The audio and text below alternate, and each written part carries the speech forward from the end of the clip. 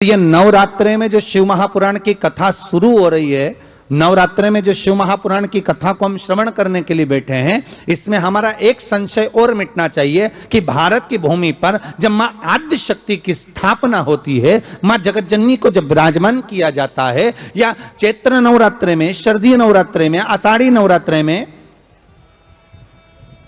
आदिकादिक पौष नवरात्रे में हम शंकर की, हम जगत जननी जगदम्बा की जब स्थापना करते हैं, या हम नूतन घर का प्रवेश करते हैं, या गणेश जी की स्थापना करते हैं, या कोई दुकान को प्रवेश करते हैं, या कोई शुभ कार्य करने के लिए अग्रण्य होते हैं, तो हम कलश की स्थापना क्यों करते हैं? आज शिव महापुराण में शुरुआत में अपन शिव और पार्वती की यही संवाद को लेकर चलते हैं।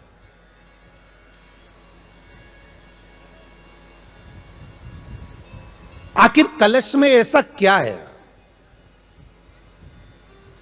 कलश के अंदर आखिर ऐसा क्या विराजमान है कि 33 कोटि देवता उस कलश के अंदर आकर बैठ जाते हैं? महाराज,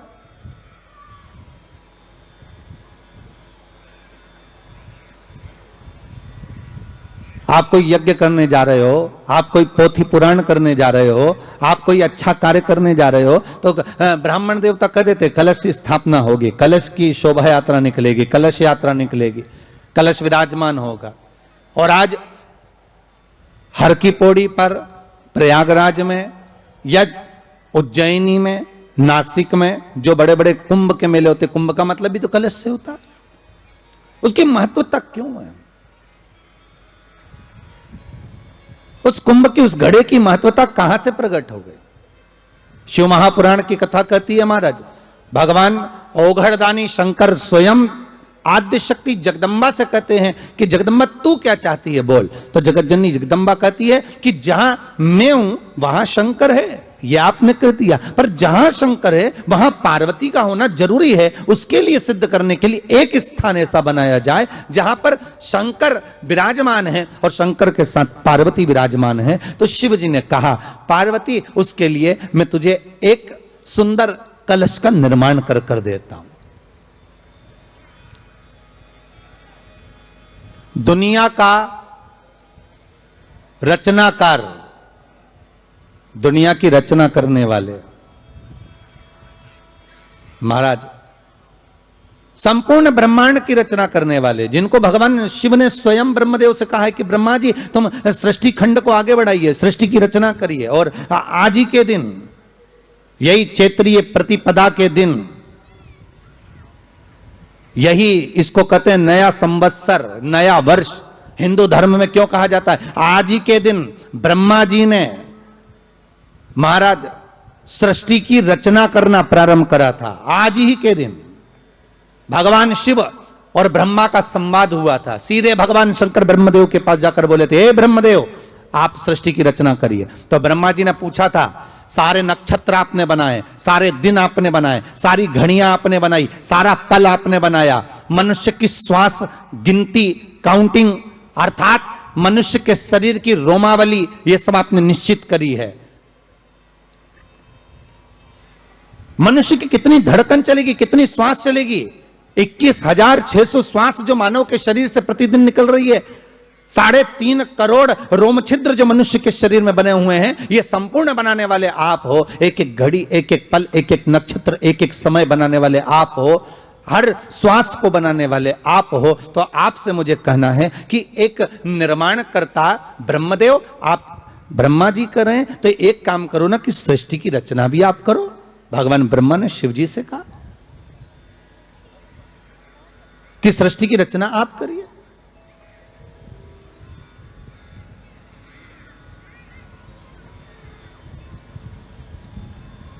महाराज भगवान ओघड़दानी त्रिकालदर्शी शंभु कहते हैं, मेरा कैलाशी मेरा शिव कहता है, नहीं नहीं नहीं ब्रह्मदेव, सृष्टि की रचना करने को तो हम कर दें, मना नहीं है, पर भगवान विष्णु की नाभि से आप प्रकट हुए हो। भगवान शेषनाग की सैया पर शयन कर रहे हैं, और भगवान जब शेषनाग की सैया पर शयन कर रहे हैं, उस शेषनाग की सैया से सोते हुए भगवान ने अपने नाभि कोश से आपको प्रकट करा है कमल के पुष्प के ऊपर। और आप भगवान की अंतः नाभि में ब्रह्मदेव ना जाने हजारों वर्ष तक आप नाभि में प्रवेश करते गए, हजारों वर्ष तक आप नाभि के अंदर जाकर साधना करते रहे, और साधना करने के बाद भी आपको यह पता ना चल पाया कि आपका प्रागट्य बिंदु क्या रहा। ब्रह्मदेव, सृष्टि की रचना आप करिए।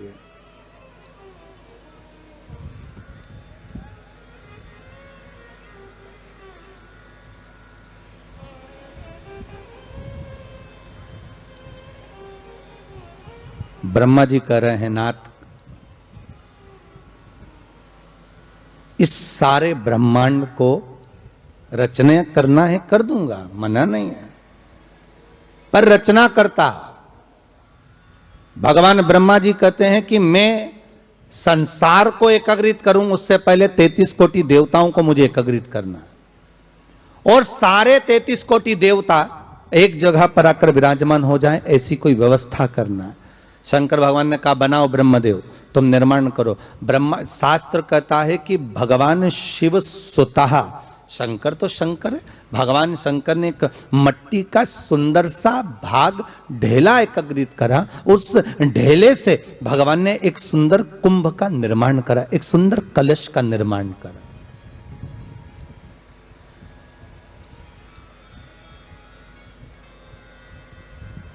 देखिए कितनी सुंदर कथा है।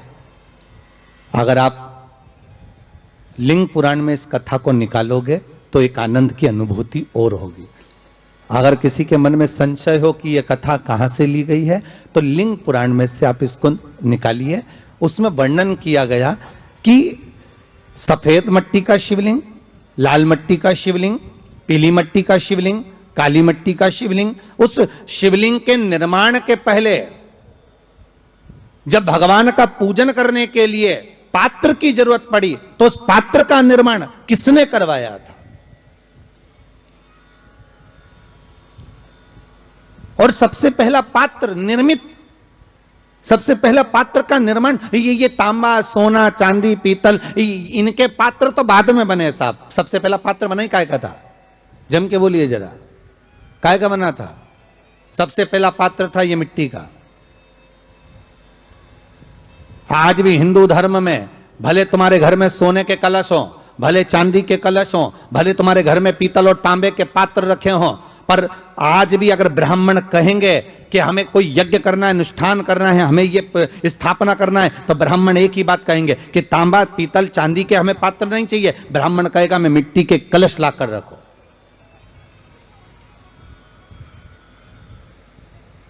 हमें मिट्टी के कलश चाहिए।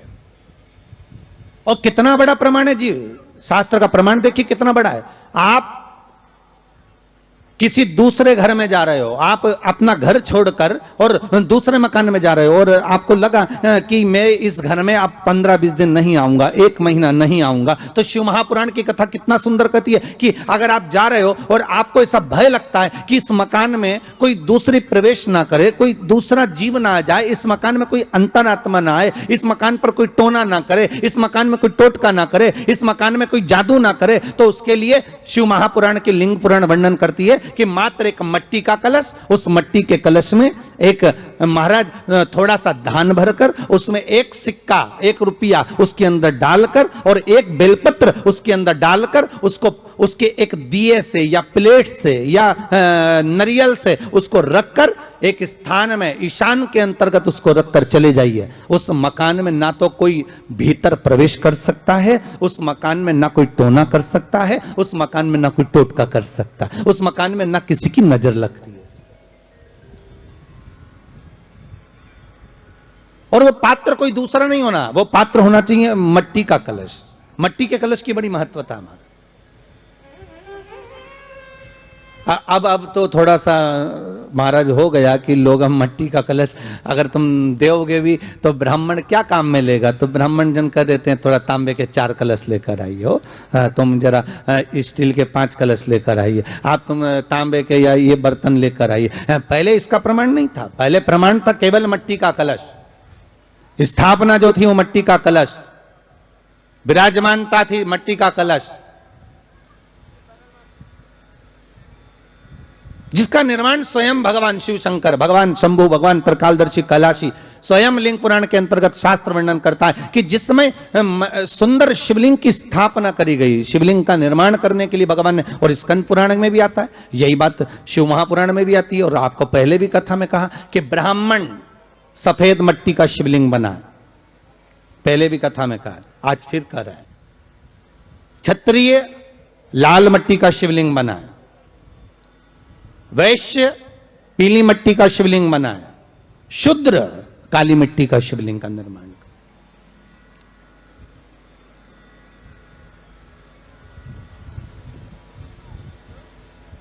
काली मट्टी का शिवलिंग का निर्माण कर।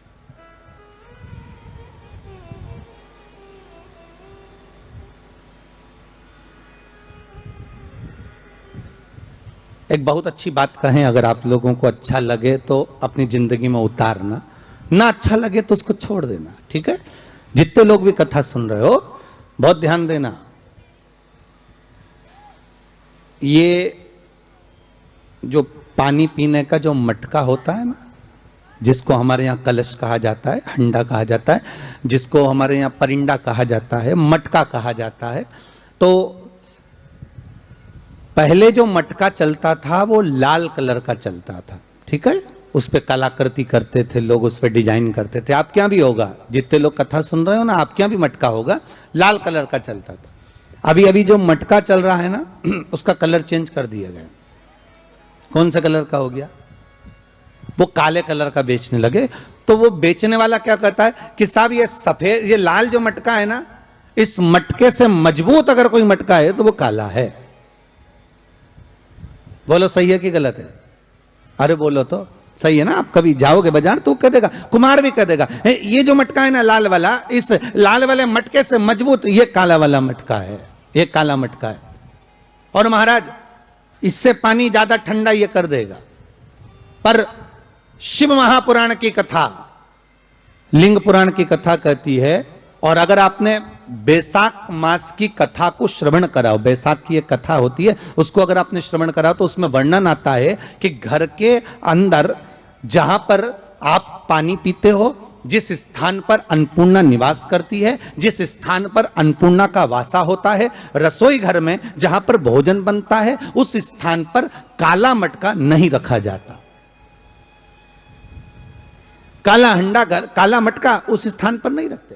पर आज फैशन के हिसाब से, अरे साहब वो ये मटका थोड़ा कम ठंडा पानी देगा तो ये मटका ज्यादा ठंडा पानी देगा, तो उसको काले मटके को रखें। पर हमारे शास्त्र कहता है काला मटका लोग रखते कहां थे? पहले जो शास्त्र रीति थी, उस काले मटके को रखते थे जब मकान बनता था, जब प्रॉपर्टी बनती थी, जब जमीन बनती थी, जब जायदाद बनती थी, संपदा बनती थी, तो उस स्थान पर उस काले मटके को केवल नजरोटे के लिए, केवल हाय के लिए, केवल नजर के लिए रखा जाता था। उसको लोग लेना पसंद नहीं करते। पर आज के व्यक्ति को अगर कह दिया जाए कि ये दो मटके रखे हैं साहब, लाल भी है और काला भी है, तो कौन सा पसंद करेगा? वो काला वाला ही दे दीजिए साहब, ये पानी ज्यादा ठंडा करेगा, उसकी श्रेष्ठता रहेगी। नहीं, शिव पुराण कह रही, भगवान कुंभ का निर्माण कर रहे हैं, भगवान कलश का निर्माण कर रहे हैं, और भगवान स्वयं ब्रह्मदेव कर रहे हैं कि आप ऐसा निर्माण कर दो जिसमें 33 कोटि देवता स्वतः विराजमान हो जाए। तो भगवान ने उस कलश का निर्माण कर दिया। अब कलश का निर्माण करा तो स्वयं भगवान ब्रह्मदेव बोले, प्रभु इस कलश के अंदर मेरा स्थान कहां है? मेरा स्थान कहां है?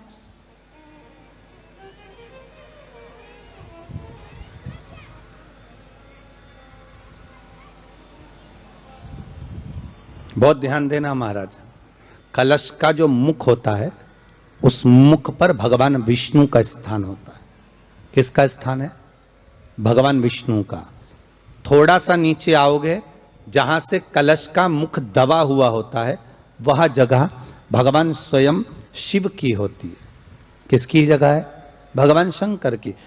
कलश का अग्रभाग, नीचे का भाग जहां से फैला हुआ होता है, वहां ब्रह्मा का आधिपत्य स्थापित होता है।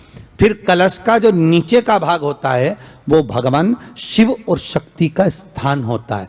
कलश के बाहरी भाग में, जहां पर बाहर का हिस्सा होता है, उस कलश के बाहरी भाग में 33 कोटि देवताओं को भगवान शंकर ने लाकर विराजमान किया होता है। महाराज भगवान शंकर 33 कोटि देवताओं को निमंत्रण देकर उस कलश में विराजमान कर दिया।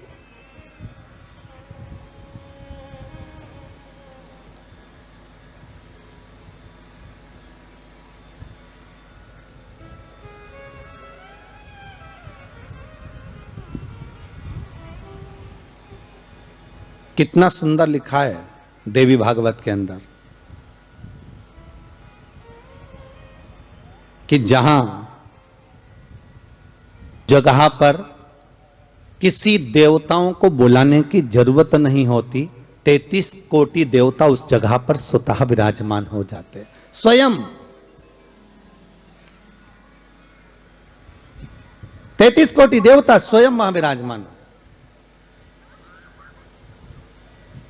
और कितनी महत्वता कलश की महाराज। आप लोगों से भी निवेदन है, क्षेत्रीय प्रतिपदा है आज, जिनके घर में ज्यादा रोग हो, बीमारी हो, ज्यादा तकलीफें आ रही हो, कष्ट बढ़ रहा हो, बीमारियां बढ़ रही हो, या भय लग रहा हो, डर लग रहा हो, हृदय चित्त में कहीं ना कहीं आपको भय का भान हो रहा हो, तो एक लोटा पानी एक कलश में जल भर कर रख लीजिए और रात भर उसको रखे रहने दो। नवरात्र चल रहा है, उस कलश को रात भर रखकर सुबह सुबह उस कलश में एक बेलपत्र डालकर उस जल को नीम के पेड़ के नीचे, जहां चैत्री नवरात्रि में नीम के पेड़ के नीचे सारी विद्याएं, आद्य शक्तियां, सारी देवी उस नीम के पेड़ के नीचे विराजमान रहती हैं। उस कलश में एक बेलपत्र डालकर रात भर रखकर उस जल को पूरे घर में घुमाकर उस नीम के पेड़ के नीचे समर्पित कर दीजिए महाराज। घर में भय लगना बंद हो जाएगा, कोई बड़ी बीमारी आपको घेरेगी नहीं और उस बीमारी से, उस रोग से आप मुक्त रहेंगे। उस बीमारी से, उस रोग से आप मुक्त पाएंगे, वो बीमारी आपको घेर नहीं पाएगी। कलश का इस भगवान निर्मित कर दिए। ये कलश मेरा प्रतिबिंब है। अब कलश मेरा प्रतिबिंब है ये तो कहा, पर भगवान शिव के पास में आकर स्वयं कामदेव की धर्म पत्नी रति रो पड़ी। आंखों से आंसू बह रहा है। कामदेव की धर्मपत्नी रति रो रही है। शिवजी अपनी साधना में लीन थे। भगवान शंकर नेत्र बंद करके शिव आनंद में विराजमान थे।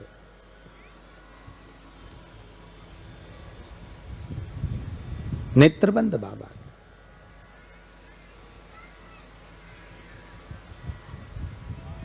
थारी धुन लागी भोला, थारी धुन लागी, हर हर भोला शंभू तमारी धुन लागी। की कथा कर रही है। ओगड़दानी त्रिकालदर्शी कैलाशी शंभू के पास में उस समय पर कामदेव की धर्मपत्नी रति भी आ गई।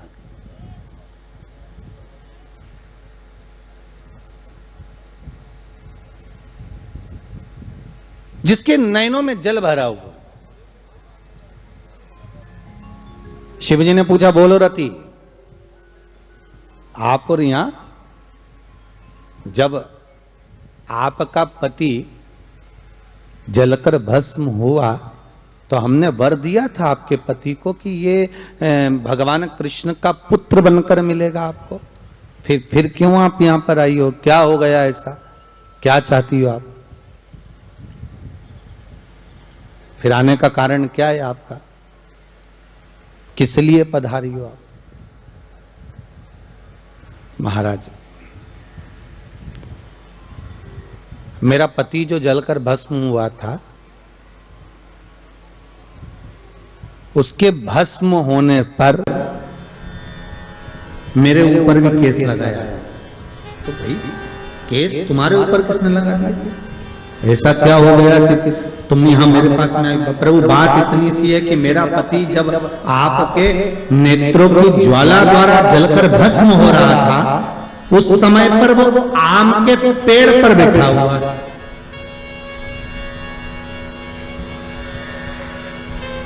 कौन से पल्लव थे? आम के पल्लव, आम के डालियों में, आम के पल्लव में मेरा पति छुपा हुआ था।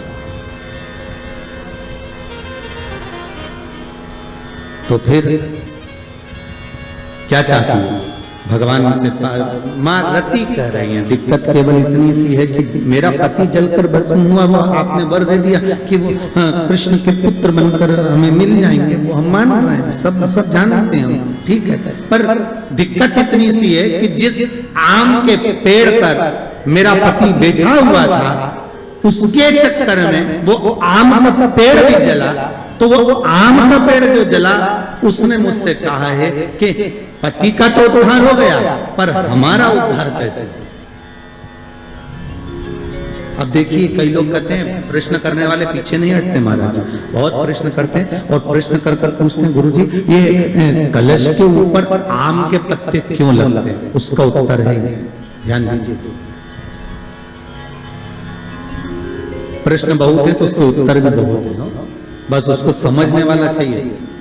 और आप लोगों को तो आज बहुत बहुत भगवान ने कृपा करी है, जो आप पहले दिन ही कलश स्थापना होती और पहले दिन ही आपको ये ज्ञान हो जाए कि बच्चे पूछे कि कलश क्यों रखा जाता है, कलश के ऊपर आम के पत्ते क्यों लगाए जाते हैं, कलश के ऊपर नारियल क्यों रखा जाता है, कलश के ऊपर 9 बार मोली क्यों बांधी जाती है, मोली मतलब लच्छा नाड़ा 9 बार क्यों लपेटा जाता है नारियल के ऊपर, कलश के ऊपर जब रखते हैं।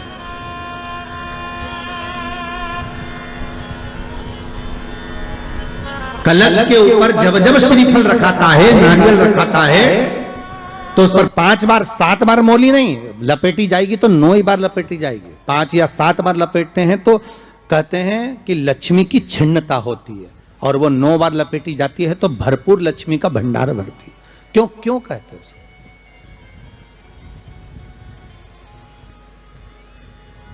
महाराज आम के पल्लव, तो मैं केवल आपसे इतना सा निवेदन करना चाहती हूँ, आपसे केवल इतना कहना चाहती हूँ कि प्रभु मेरे मन का संशय मिटा दीजिए, और जो आम का वृक्ष मेरे पति के साथ जलकर भस्म हुआ है, उसकी विनती को आप स्वीकार कर लीजिए, आप उसके लिए भी कुछ कृपा कर दीजिए।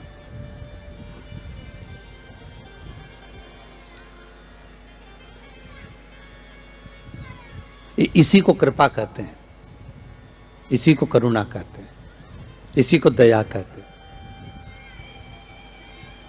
भगवान बोले अब आप आई हो रति, ठीक है, मांगो क्या चाहिए, बस इतनी कृपा कर दीजिए कि आम के वृक्ष का भी उद्धार कर दो।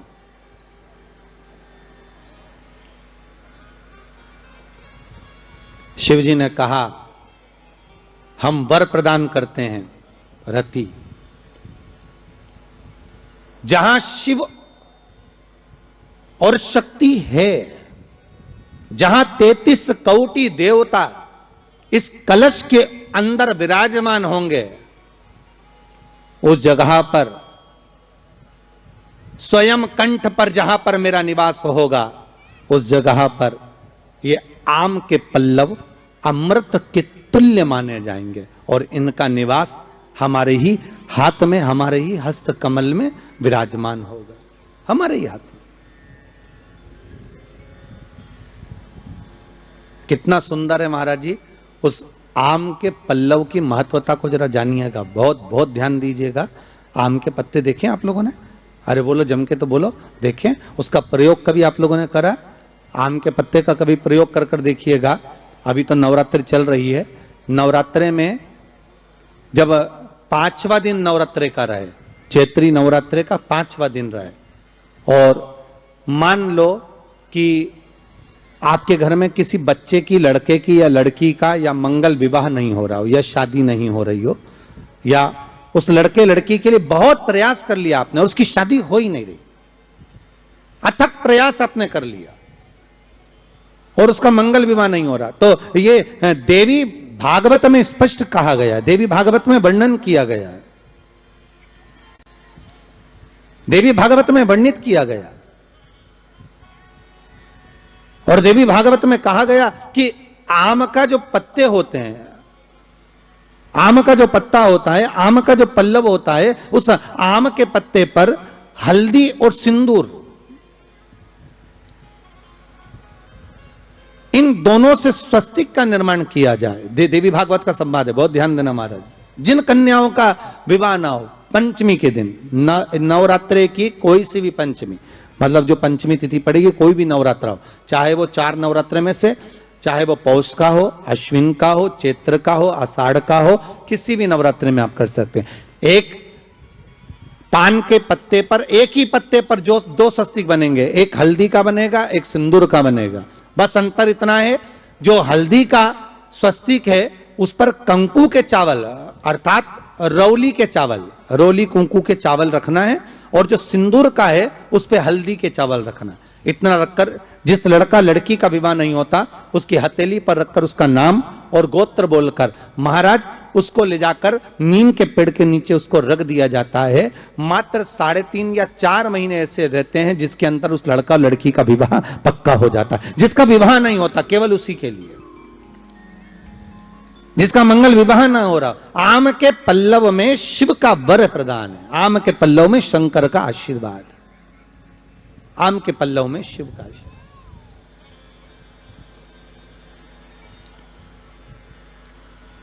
भगवान भूत भावन भूतेश्वर मेरे शिव, मेरे करुणा सागर, मेरे शंकर, मेरे त्रिकालदर्शी, मेरे कैलाशी, मेरे भोलेनाथ स्वतः कह रहे हैं, अरे रति तुम रोती क्यों है, तुम्हारे रोने का कारण क्या है? प्रभु मेरे पति के साथ ये आम का पेड़ भी जलकर भस्म हुआ, आम का पेड़। भागवत जी किस किसने सुनी है? हाथ उठाओ जरा, जिन जिन ने भागवत जी सुनी है। आप लोगों ने सुनी है भागवत? रखिए हाथ। अगर आप लोगों ने भागवत सुनी होगी तो उसमें वर्णन आता है, तक्षक नाग डसने के लिए जब जा रहा था तब ब्राह्मण देवता जो जहर उतारना जानते थे उनको लेकर राजा परीक्षित के पुत्रों ने अपने दूतों को भेजा था लाने के लिए कि एक ब्राह्मण ऐसे हैं कि वो तक्षक नाग का जहर उतार सकते हैं, वो तक्षक नाग के जहर को समाप्त कर सकते हैं, तो आप उनको लेकर आओ। और वो तक्षक नाग का जहर उतारने वाले उस ब्राह्मण को लेकर जा रहे थे, तो सर्प ने विचार करा, तक्षक नाग ने कि बताओ ये तो गजब का काम कर रहा, अगर ये ब्राह्मण पहुंच गया तो ये ब्राह्मण तो सर्प का जहर उतार देगा। तो सांप तक्षक नाग को ये चिंता लग गई कि मेरे को ही डसना है और मेरे ही जहर ये उतार देगा, और डसने भी एक ही बार है और मरना चाहिए परीक्षित को श्राप लगाए, अब करूं तो करूं क्या। तो सर्प ने विचार करा कि मैं एक रूप रख कर जाता हूं और इस ब्राह्मण की परीक्षा लेता हूं।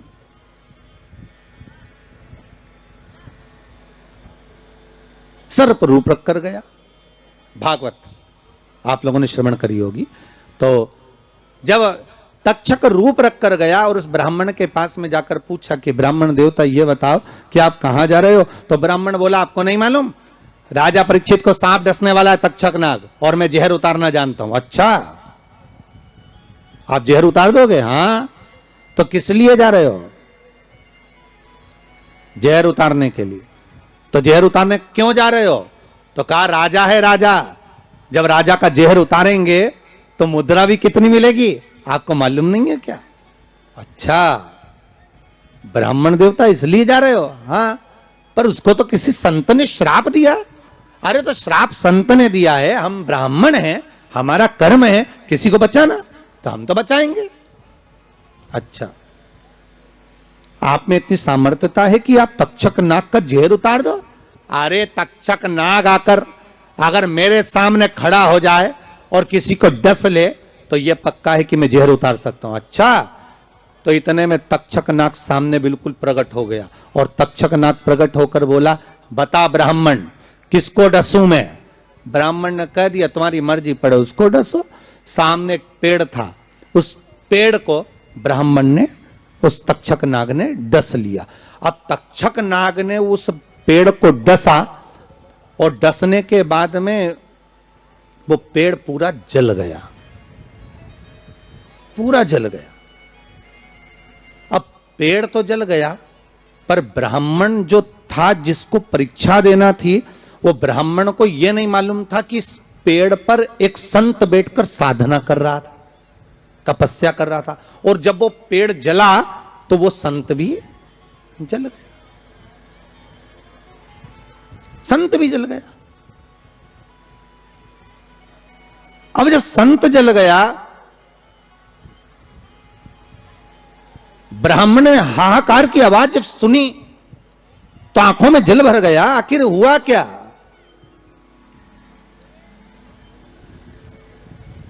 ये संत जल कैसे गया? तो कहा इसके जलने का कारण केवल इतना है कि अब आप जीवित करो, इस पेड़ को हरा भरा करो।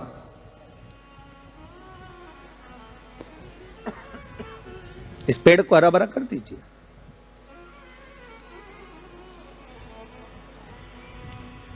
और ब्राह्मण ने हाथ की अंजलि में जल लिया। हाथ की अंजलि में जल लेकर ब्राह्मण उस जल को पेड़ के ऊपर छींट रहे थे, तो सबसे पहले ब्राह्मण ने यह मन में सोचा कि भोलेनाथ, शंभु त्रिकालदर्शी है, कैलाशी, कृपा ऐसी करना कि सबसे पहले जो पेड़ पर जो संत बैठा था वो जीवित होना चाहिए। जो वृक्ष पर संत बैठा है वो जीवित होना चाहिए।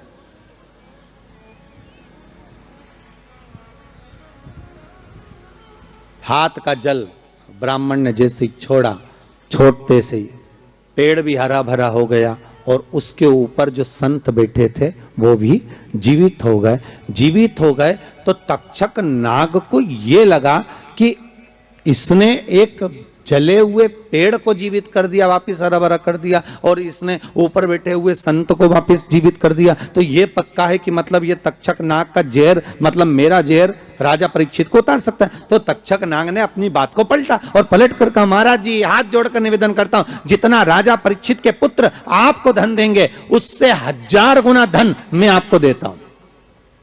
ब्राह्मण ने कहा ठीक है, अगर दक्षिणा से बड़ी दक्षिणा हमको एक ही जगह पर मिल रही है तो फिर हमें जाने की जरूरत क्या। ब्राह्मण ने दक्षिणा ली, वापिस मुड़ गया, वापिस मुड़ गया।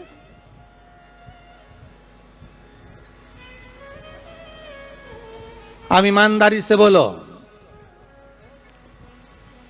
वो ब्राह्मण नरक गया होगा कि स्वर्ग गया होगा? जरा जम के बोलना, हो सुनाई देना चाहिए हमको। कहां गया होगा? नरक। काय में लिखा है? देवी भागवत में।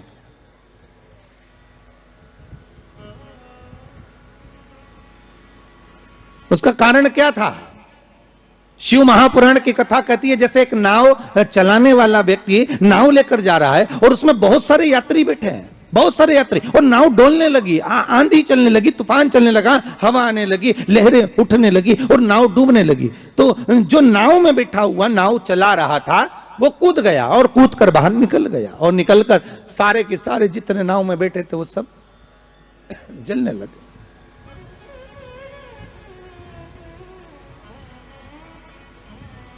जितने नाव के अंदर बैठे थे वो सारे के सारे जलने लगे।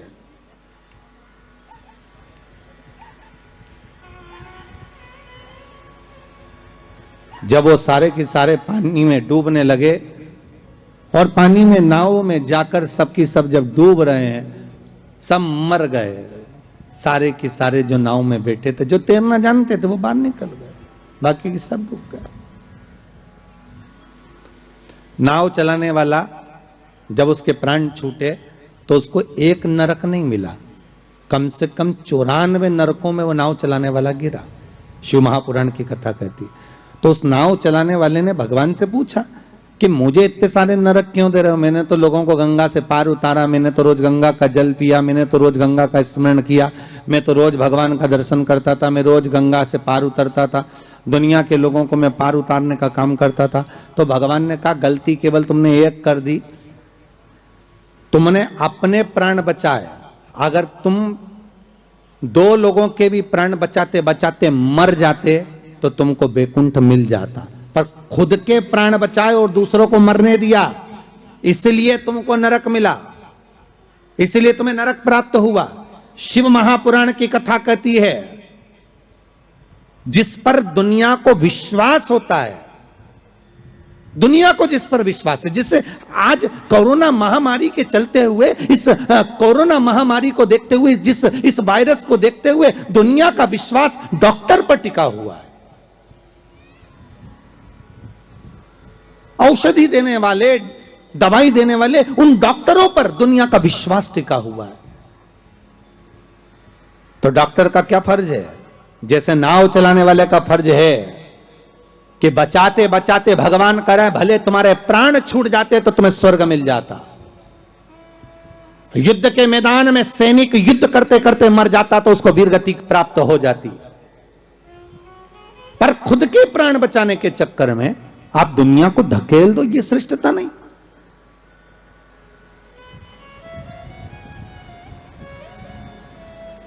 ये इसमें श्रेष्ठता नहीं। जब तक उस शरीर में प्राण है, जब तक उस शरीर में श्वास है, डॉक्टर भी अपनी जान झोंक दे कि कैसे भी मुझे इसको बचाना है, चाहे कुछ भी हो जाए इसके प्राण बचना चाहिए। फिर धन मूल नहीं है, फिर संपदा मूल नहीं, फिर सत्ता मूल नहीं है।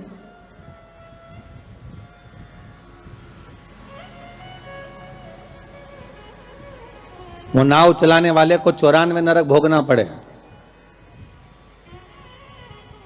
जिस ब्राह्मण ने दक्षिणा ज्यादा लेकर राजा परीक्षित को नहीं बचाया, चले गए। जब भगवान ने विद्या दी है, भगवान ने ज्ञान दिया है, भगवान ने विवेक दिया है और तुमको उस लायक बनाया है कि आप 4 लोगों को पढ़ा सकते हो, आप 4 लोगों को आगे बढ़ा सकते हो, आप इसका सम्मान कर सकते हो, आप इसको अग्रण्यता प्रदान कर सकते हो, आप इसको विवेकता दे सकते हो। और आप उस विवेकता को ना देते हुए अगर आप अपने उस वैभव को छुपा रहे हो और उससे वंचित कर रहे हो दुनिया को, तो फिर भगवान छोड़ने वाला नहीं है। नरक भोगना।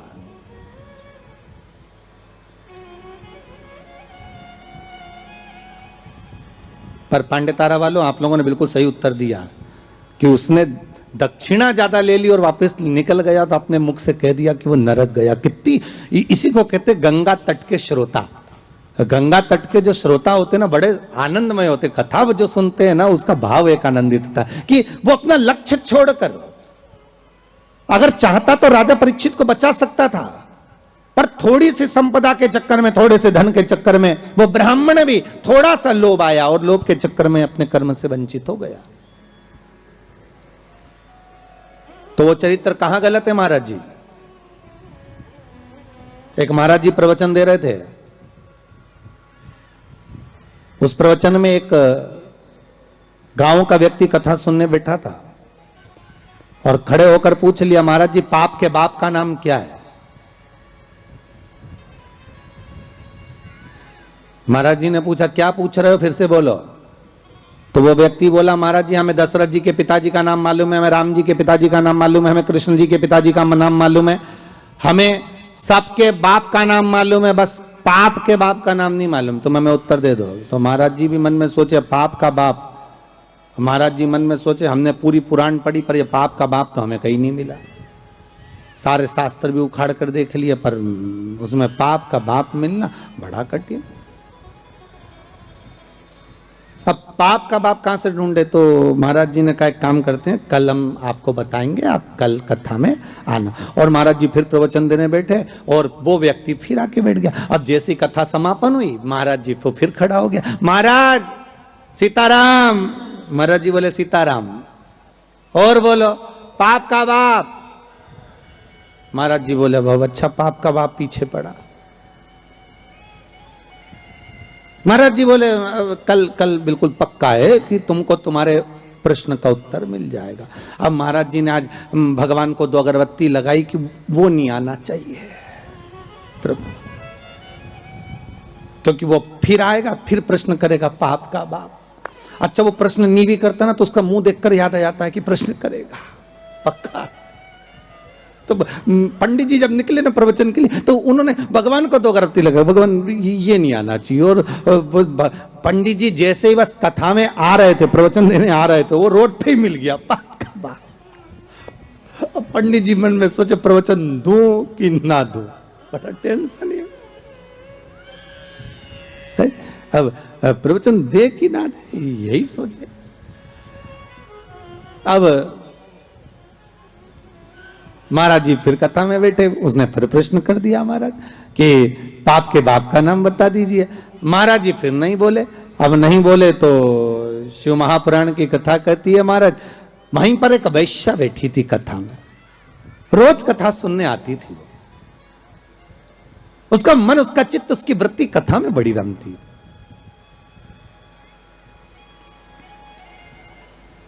जिसके मन में शिव महापुराण की कथा समा गई ना, तो वो प्रयास करता है कि कुछ भी कर कर जहां कथा हो रही है ना, भले 40 किलोमीटर है, 50 किलोमीटर है, 100 किलोमीटर है, पर एक बार तो मैं चली जाऊं। जिसके मन में शंकर आ गया ना, तो वो छोड़ नहीं सकता। वो प्रयास करेगा कि मैं कैसे भी पहुंच जाऊं, बस कथा में एक बार मेरी हाजिरी लग जाए, शंकर सुन ले बस एक बार शिव महापुराण की कथा, उस पंडाल में चली जाऊं जिस पंडाल में मुझे बेलपत्र का आनंद मिल जाए, बस उस पंडाल में मुझे पहुंचना। अब वैश्या का नियम था, वो कथा कभी नहीं छोड़ती थी, और वो भी कथा में जाकर बैठ गई, और कथा में रोज सुने वो पाप के बाप का चक्कर, और महाराज जी बस प्रवचन करें, अक्षतम केशवम राम नारायणम, जैसे महाराज जी अक्षतम केशवम करें, सब बैठे रहे, वही खड़ा हो जाए।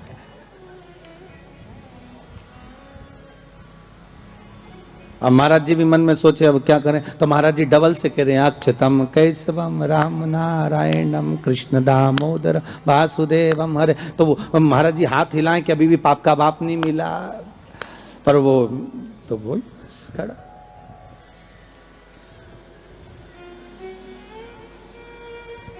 आज वेश्या ने कह दिया, गुरुदेव आपसे एक निवेदन है मेरा।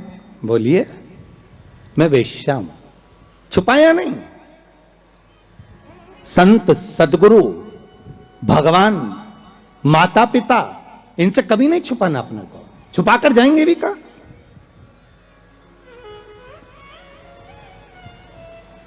अगर माता पिता से कुछ छुपा लेंगे, संतों से, सदगुरु से अगर छुपा लेंगे, तो जाएंगे कहां भगवान से छुपाकर।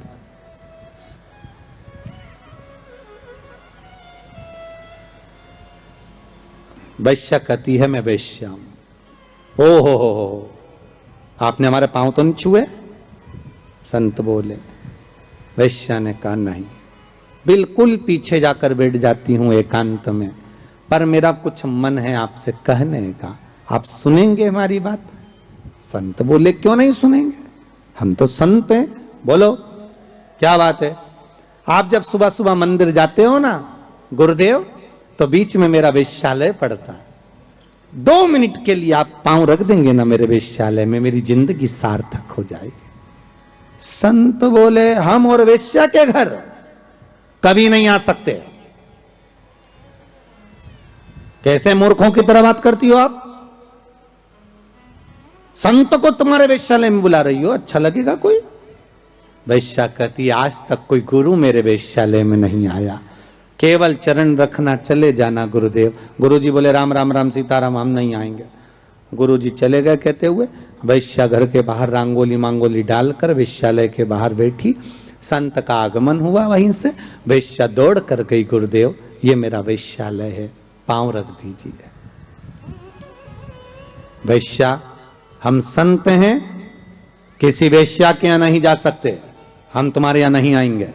संत जाने लगे। वैश्या ने अपना पर्स खोला, 500 का नोट निकाला, महाराज के चरणों में रखा, महाराज जी ने जेब में रखा, जल्दी चलो हमारे पास समय कम है, जल्दी चलो। महाराज वैश्या के भवन में चले गए। वैश्या ने कहा महाराज जी बैठिए। नहीं नहीं, इतना समय कहां है बैठने का, तुमने कहा था बस पांव रख देना। महाराज जी बैठ जाइए, आपके हाथ जोड़ती हूं, 5 मिनट बैठ जाओ। महाराज जी।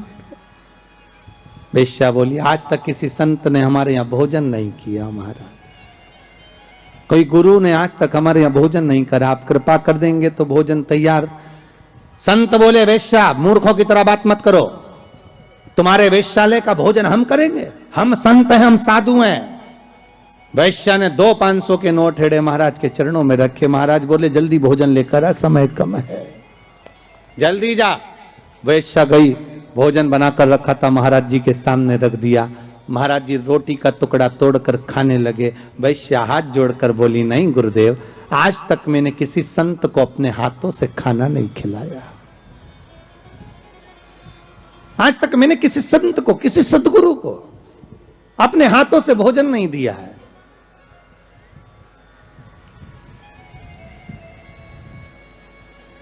मैं अपने हाथों से आपको भोजन कराना चाहती हूं।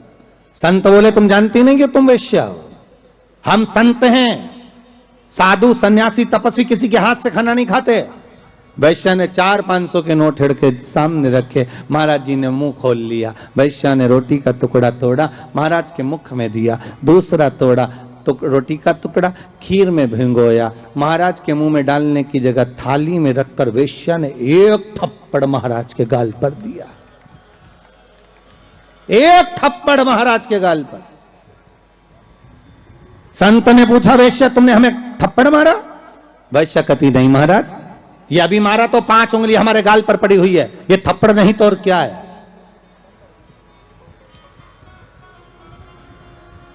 ये थप्पड़ नहीं तो क्या है? तुमने हमारे गाल पर थप्पड़ मारा? वैश्या कहती नहीं महाराज, थप्पड़ नहीं मारा है।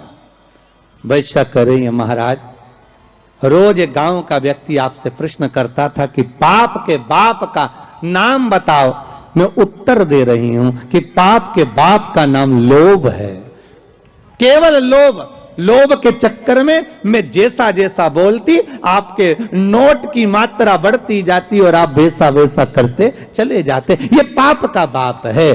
संत की आंख में जल भर गए। वैश्या ने जो ज्ञान दिया वो ज्ञान साधारण नहीं था,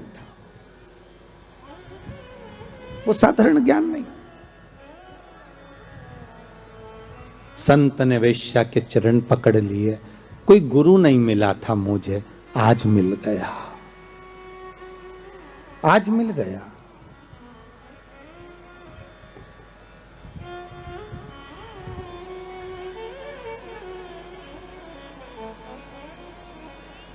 पाप का तो वो जो ब्राह्मण था उसने एक गलती कर दी। परीक्षित को अगर बचाता भले 5 मुद्रा मिलती, पर मिलती ना, मिलती मुद्रा। पर उस ब्राह्मण ने एक गलती कर दी कि वो परीक्षित को बचाने की जगह ज्यादा मुद्रा लेकर वापिस मुड़ गया, वापिस।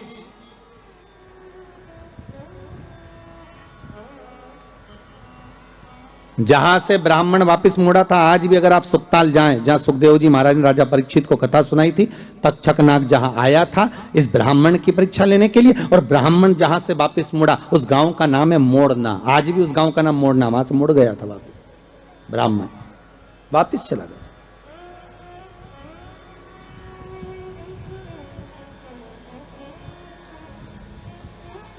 जरा सा लोभ बस बाम भरमा दिया। शिव महापुराण की कथा कहती है, आम के पल्लव में जो छुपा था कामदेव, जब भस्म हुए वो आम के पल्लव ने मां रति से प्रार्थना करी और रति ने उस आम के पल्लव का उद्धार कर दिया। संसार सागर में अगर हमारा जन्म हुआ है, मनुष्य की अगर देह मिली है, मानव का जी शरीर मिला है, मानव की अगर योनि मिली है, 84 लाख योनियों में सर्वश्रेष्ठ है मानव का शरीर, जिसको पाने के लिए देवता भी तरसते हैं। हाथ जोड़कर देवता भी भगवान से कहते हैं हमें मनुष्य बनना, हमें मानव बनना। देवताओं को भी ये योनि नहीं प्राप्त होती। क्यों? क्योंकि बैकुंठ का भोग केवल भोग है, केवल भोग। अगर मरने के बाद बैकुंठ चले भी जाओगे तो वहां चांदी की थाली में, सोने की थाली में भोजन मिलेगा, डनलप का गद्दा मिलेगा, एसी का रूम मिलेगा, बढ़िया खाने के लिए सब कुछ मिलेगा, आराम से फ्रिज, कूलर, वॉशिंग मशीन सब मिलेगा। एसी में आप आराम से सो, डनलप के गद्दे पर सो। पर बैकुंठ में केवल भोग भोगने की वस्तुएं मिलेंगी। पर बैकुंठ में भगवान का भजन मिलेगा क्या? जम के बोलिए, नहीं मिलेगा। बैकुंठ में गंगा का स्नान मिलेगा क्या? नहीं मिलेगा। बैकुंठ में शिव महापुराण की कथा मिलेगी क्या? नहीं मिलेगी। बैकुंठ में दान करने का मौका मिलेगा क्या? नहीं मिलेगा। बैकुंठ में भजन करने का मौका मिलेगा? नहीं मिलेगा। बैकुंठ में ना तो भजन मिलेगा, ना कीर्तन मिलेगा, ना नाम जाप मिलेगा, ना गंगा का स्नान मिलेगा। बैकुंठ में ना तीर्थ मिलेगा। बैकुंठ में अगर मिलेगा तो एक एसी का रूम मिलेगा, डनलप का गद्दा मिलेगा, सोने की थाली में भोजन मिलेगा, 2-4 दासियां तुम्हारा पंखा झेलेगी, पांव दबाने वाले मिलेंगे, इससे ज्यादा कुछ नहीं मिलेगा। बैकुंठ में लोग कहते हैं भगवान विष्णु मिलेंगे क्या? तो भगवान विष्णु से किसी ने पूछा तुम बैकुंठ में रहते हो? भगवान विष्णु कहने लगे मुझे तो फुर्सत ही नहीं, जहां कथा होती मैं तो वहां चले जाता। जब बैकुंठ अधिपति कथा सुनने के लिए पितरों के धाम में जाते हैं, कथा सुनने के लिए पांडतारा आ जाते हैं, कथा सुनने के लिए गंगा के घाट चले जाते हैं, तो भगवान कह रहे हैं बैकुंठ में फिर मनुष्य क्यों चाहता है बैकुंठ जाने के लिए? लक्ष्मी जी से पूछा तुम रहती हो क्या बैकुंठ में? लक्ष्मी जी बोली मैं जहां नारायण मां में, मैं क्या करूं बैकुंठ में?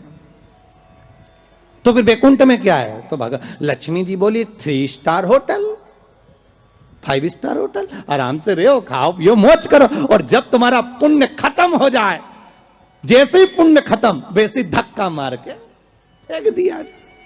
जैसे जब तक जेब में पैसा है तो होटल के अच्छे से अच्छे रूम में खूब कुंभ के मेले में होटल बुक करो, खूब इलाहाबाद में प्रयागराज में खूब प्रेम से रहो, और जब जेब में पैसा खत्म तो होटल वाला भी कह देगा निकलो बाहर निकलो।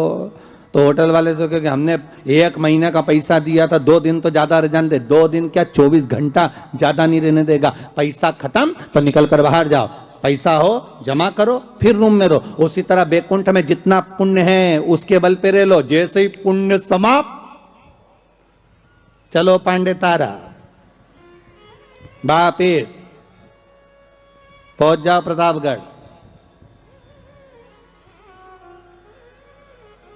फिर कहोगे तुम जानते नहीं हो, हमने सियोर वाला महाराज के मुंह से शिव महापुराण की कथा सुनी तो बहुत बड़ा पुण्य कमाया। तो भगवान विष्णु बोले पुण्य तो कमाया पर खत्म भी तो हो गया, वापिस जा नीचे बैटरी चार्ज करके आ, वापिस जा फिर कथा सुन। बड़ी मुश्किल से मिलता है ये मनुष्य का, मिलेगा बैकुंठ चाहोगे तो मिल जाएगा पर भोग करने के लिए मिलेगा। उसमें केवल आप भगवत भजन नहीं कर सकते, आप उसमें दान नहीं कर सकते। बैकुंठ में कोई तुम्हारे सामने हाथ फैलाकर भिक्षा मांगने नहीं आएगा। कोई बैकुंठ में तुमसे ये नहीं कहेगा कि तुम गौ माता के लिए दान दो, या तुमसे ये नहीं कहेगा कि वृद्धाश्रम के लिए दान दो, या तुमसे कोई ये नहीं कहेगा कि मंदिर निर्माण के लिए दान दो। बैकुंठ में तो तुम केवल भोग भोगोगे, और उसके बल पर भोगोगे जो तुमने दान करा, जो पुण्य करा, जो सत्कर्म करा। केवल एक मनुष्य की देह मिली है जिसमें हम दान भी करते हैं, हम भजन भी करते हैं, हम पुण्य भी करते हैं, हम सत्कर्म भी करते हैं, हम नाम जाप भी करते हैं। यह केवल एक मनुष्य की देह है, केवल एक मानव का शरीर।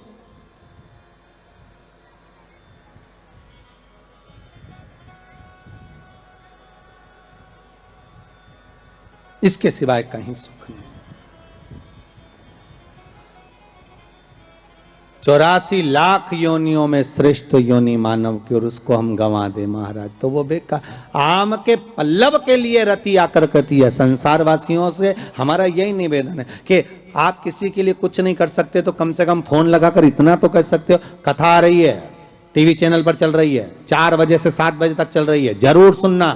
कोरोना महामारी चल रही है, कम से कम कथा सुनकर इस हृदय को विल पावर मजबूत होगा, कथा सुनकर अपने को एनर्जी प्राप्त होगी, कथा सुनकर हम आद्य शक्ति जगदम्बा का आराधना कर सकते हैं, कथा को सुनकर ये नवरात्रे में शंकर की कथा का अनुमोदन कर कर इस कोरोना महामारी से हम लड़ सकते हैं, इसको भगा सकते हैं। क्योंकि अपने भीतर का पावर प्रबल होना चाहिए।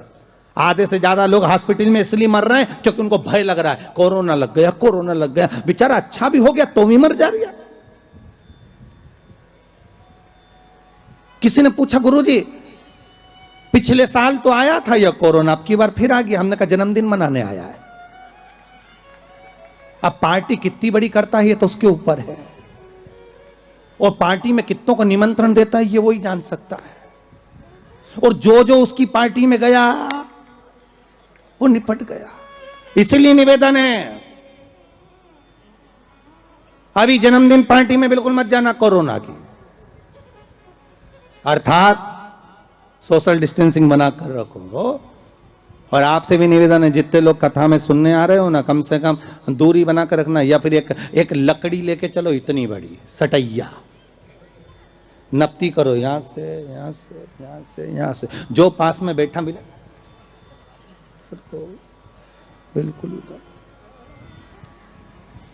अरे कितना बड़ा जगह दिया है? कितनी बड़ी जगह है, आराम से तुम लोग तो बढ़िया चकाचक, तुम्हारी मर्जी पड़े तो एक एक पलंग भी लिया, तुम तो नहीं सोई तो कथा सुनने वाली इतनी बड़ी जगह। ओ उसमें भी इतनी बड़ी जगह होने के बाद कई माताओं की आदत रहती पर बैठेगी वहीं खसक के लाए, यहीं बैठ जा, अरे बैठ जा।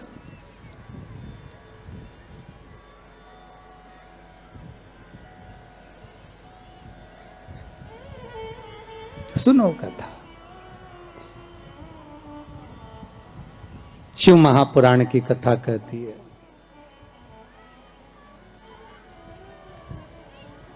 उस कलश पर आम के पल्लव शिव का वर है। किसका वर है ये? शंकर का। 11 आम के जो पत्ते जिस डाली में लगे होते हैं, वो डाली कोमल सी डाली, 11 टुकड़े महाराज एक कच्चे सूत से लपेटकर 11 बार उसका भाग, जब उसको लपेट लोगे इस तरह से इकट्ठा करके, आगे का जो भाग है 11 बार कच्चा सूत लपेटने के बाद जो भाग पीछे का आगे का कोई भी हो, उसको शहद में डुबाकर शिव जी को समर्पित कर दो। किस जगह पर रखना है? अशोक सुंदरी वाली जगह। अशोक सुंदरी की जगह जानते हो आप लोग, पहले भी आपको बताया है, आज फिर आपको वर्णन कर दें। जैसे ये गोल जलाधारी है, ये शिवलिंग रखा है, ये 2 जहां से पानी बह रहा है बाबा के चरणारविंद, राइट में श्री गणेश जी का स्थान, लेफ्ट में कार्तिकेय का स्थान, बीच में अशोक सुंदरी की जगह। शंकर भगवान की 6 लड़कियां हैं। भगवान शंकर के 13 बच्चे, 13 बच्चों में से 6 लड़कियां, उस 6 लड़कियों में से एक लड़की का स्थान, भगवान शंकर की एक बेटी का स्थान, अशोक सुंदरी का स्थान सामने। पद्म पुराण में स्पष्ट किया यह स्थान अशोक सुंदरी का। शंकर भगवान की जलाधारी में पार्वती जी का हस्तकमल, ऊपर से जो एक एक बूंद पानी गिरता है, यह शंकर भगवान की 5 लड़कियों का स्थान है। जया, विषहरा, शामरी बारी, दौतली और देव। शंकर भगवान की 5 लड़कियां भगवान शंकर के मस्तक पे जल की धार गिरा रही हैं। बीच में जो अशोक सुंदरी का स्थान है महाराज, उस जगह पर शहद का मुख, जो शहद आपने भिंगोया है, उस शहद का मुख शंकर जी की ओर कर कर इसी चैत्र के महीने में, इन्हीं नवरात्रि में शंकर भगवान के उस अशोक सुंदरी की जगह पर शहद का भाग शिव जी की ओर रख दें। महाराज अगर घर में संपदा की कमी हो या कोई पैसा खा गया हो, रुपया नहीं दे रहा हो, पैसा अटक गया हो, तो उस शहद को शिव जी की ओर मुख कर कर उस आम के पल्लव की जो डंडी है उसको 11 डंडी को वहां रख दीजिए और उससे अपनी कामना कर कर आ जाइए। हो सके उस शहद में से थोड़ा सा शहद किसी रुमाल पर, किसी कपड़े में लगाकर उसको रख लीजिए। जिस व्यक्ति से पैसे लेना है, जिस व्यक्ति से पैसे मांग रहे हो, उससे एक बार जाकर मिल लीजिए, एक बार उसको खबर कर दीजिए। बाबा चाहेगा भोलेनाथ तो नवरात्रि में ही पैसा वापिस आ जाएगा, अगर शिव कृपा कर दे। ये बाबा की करुणा। आम का पल्लव कोई साधारण नहीं जिसको कलश के ऊपर रखा जाता है, शिव की कृपा। जिस आम के पेड़ पर स्वयं कामदेव चढ़कर भगवान शंकर के तीसरे नेत्र द्वारा जलकर भस्म हो जाते हैं, वो आम का पेड़ साधारण नहीं हो सकता।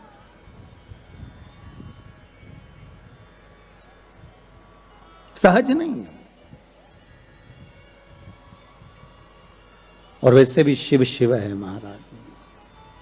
भोलेनाथ से निराला यहाँ कोई नहीं, भोलेनाथ से निराला यहाँ कोई नहीं, भोलेनाथ से निराला यहाँ कोई नहीं, भोलेनाथ से निराला यहाँ कोई नहीं, कोई नहीं रे यहाँ कोई नहीं, कोई नहीं रे यहाँ कोई नहीं, कोई नहीं रे यहाँ कोई नहीं, कोई नहीं रे यहाँ कोई नहीं, भोलेनाथ से निराला यहाँ कोई नहीं, भोलेनाथ से निराला यहाँ कोई नहीं। आओ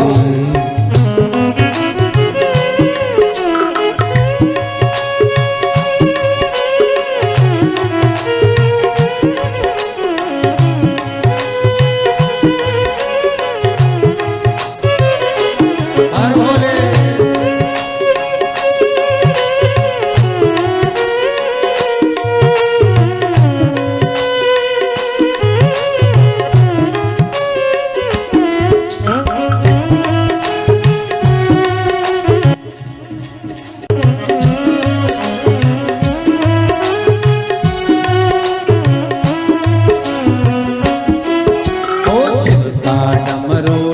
डम बोले अगम निगम के भेद ये खोले।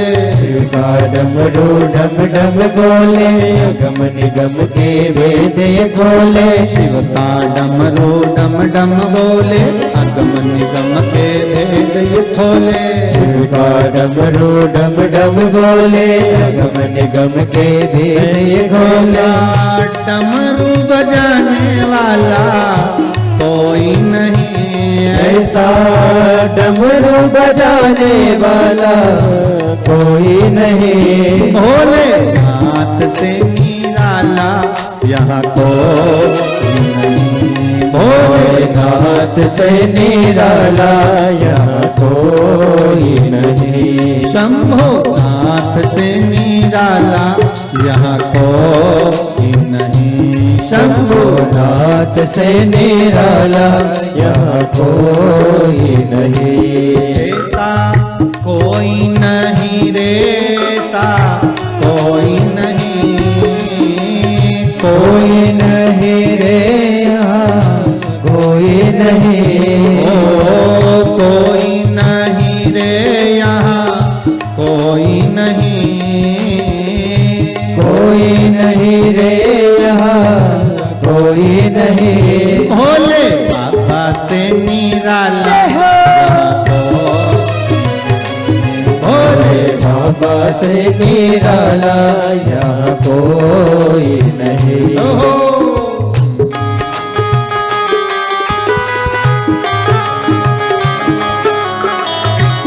हर भोले।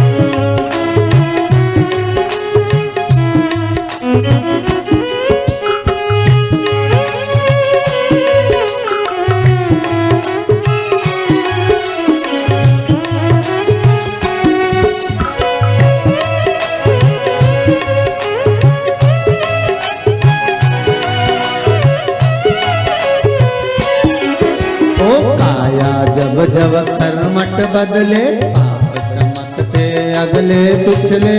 आया जब जब करवट बदले पाप चमकते अगले पिछले।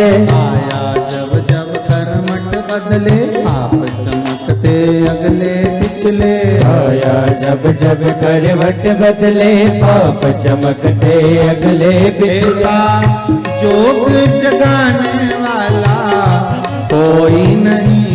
ऐसा जोग जगाने वाला कोई नहीं। ऐसा जोग जगाने वाला कोई नहीं। ऐसा जोग जगाने वाला कोई नहीं। भोला नाथ से निराला कोई नहीं। भोले नाथ से निराला यहाँ कोई नहीं। ओ कोई नहीं रे यहाँ कोई नहीं।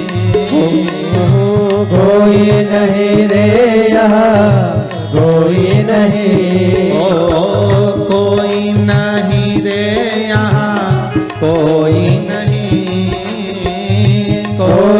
नहीं रे यहाँ कोई नहीं। भोले बाबा से निराला यहाँ कोई नहीं। बाबा से निराला यहाँ कोई नहीं। भोलानाथ से निराला यहाँ कोई नहीं। भोलेनाथ से निराला यहाँ कोई नहीं। हर हर महादेव है। आवाज नहीं आई, जरा दमदारी से बोलो। दोनों हाथ उठाकर दीन बंधु दयालु दया कीजिए। जो दोनों हाथ उठाकर हर हर महादेव नहीं बोले उसको उठा लीजिए। हर हर। अब कितने बढ़िया बोले। अच्छा, आप भी हनुमान जैसे हो गए हो। जब तक आपको कोई जगाए नहीं तब तक तुम लंका जाओ नहीं। हालत तुम्हारी भी वैसी होता है। कभी कभी ऐसा भी होता है। एक व्यक्ति को एक टांगे वाला, उसके पास में सुबह सुबह एक व्यक्ति ने रात को कह दिया कि भाई हमको रेलवे स्टेशन छोड़ देना। हाँ, तुम्हारा टांगा लिया ना। टांगा कोई घोड़ा गाड़ी लिया ना। हाँ, लिया ना। सुबह बेचारा नींद में था, व्यक्ति ने जगाया, घोड़ा गाड़ी लाओ, टांगा लाओ, टांगा लाओ। अब उसने जगाया और टांगा लाया। जल्दी जल्दी घोड़ी इसने लगाई, टांगा ले आया। अब टांगे में सवारी भी बैठ गई। अब वो टांगा थोड़ी दूर चले, रुक जाए, और रुक जाए तो वो चलाने वाला नीचे उतरे, डांस करे, नाचे, फिर थोड़ा आगे बढ़े घोड़ी, फिर आगे बढ़े, फिर रुक जाए, फिर वो उतरे, फिर नाचे। सवारी ने कहा भैया हमको स्टेशन जाना है, हमारी ट्रेन छूट जाएगी, तो बार बार नाच क्यों रहा है, पागल हो गया है क्या? उसने कहा दिक्कत कुछ नहीं, दिक्कत इतनी सी है, हमारे पास में दो घोड़ी है, ठीक है, एक टांगे की, एक बारात की। बारात की जो घोड़ी है वो टांगे में आ गई है। जब तक इसके आगे नाचो नहीं तब तक ये आगे बढ़ हो जाता है। कभी कभी ऐसा भी होता है। तो जब तक बोलो नहीं तो हर हर महादेव लोग बोले।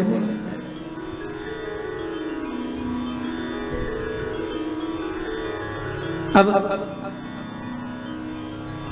आम के पल्लव को बाबा ने विराजमान किया। अब आया है उसके ऊपर क्या रखते हो? श्रीफल, नारियल, ठीक है।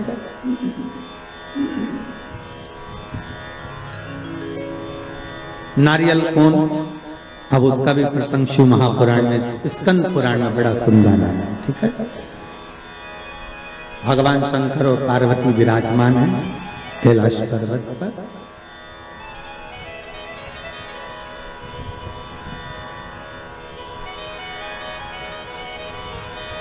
भगवान शिव के मन में बात आई। शंकर भगवान ने मां पार्वती जी से कहा, ए जगत धात्री,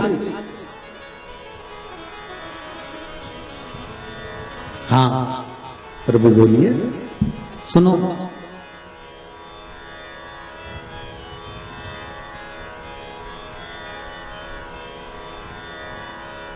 पार्वती जी का एक नाम है हेमलता।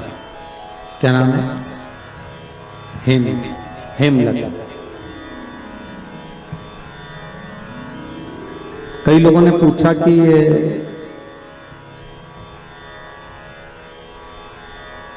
जो पार्वती जी का हेमलती जो नाम है,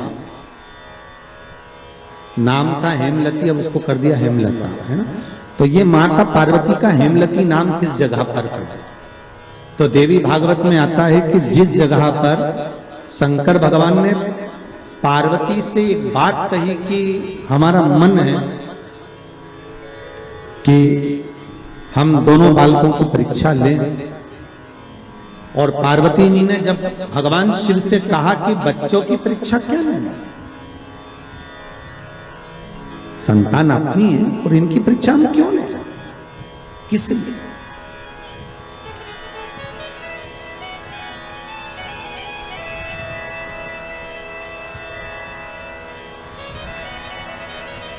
मां पार्वती का जो नाम है हेमलती, हेमलता, इसका कारण केवल इतना था कि ये अपने पति को भी ज्ञान दे देती थी। कई बार इन्होंने समझाया है शिव जी को कि आप ये ना करिए।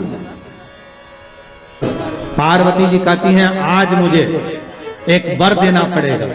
बोलिए क्या वर चाहिए? भोलेनाथ मुझे वर ये चाहिए कि आज के बाद आपकी कोई परिक्रमा ही ना हो। मुझे वर दे दो कि शंकर की परिक्रमा कभी नहीं होगी।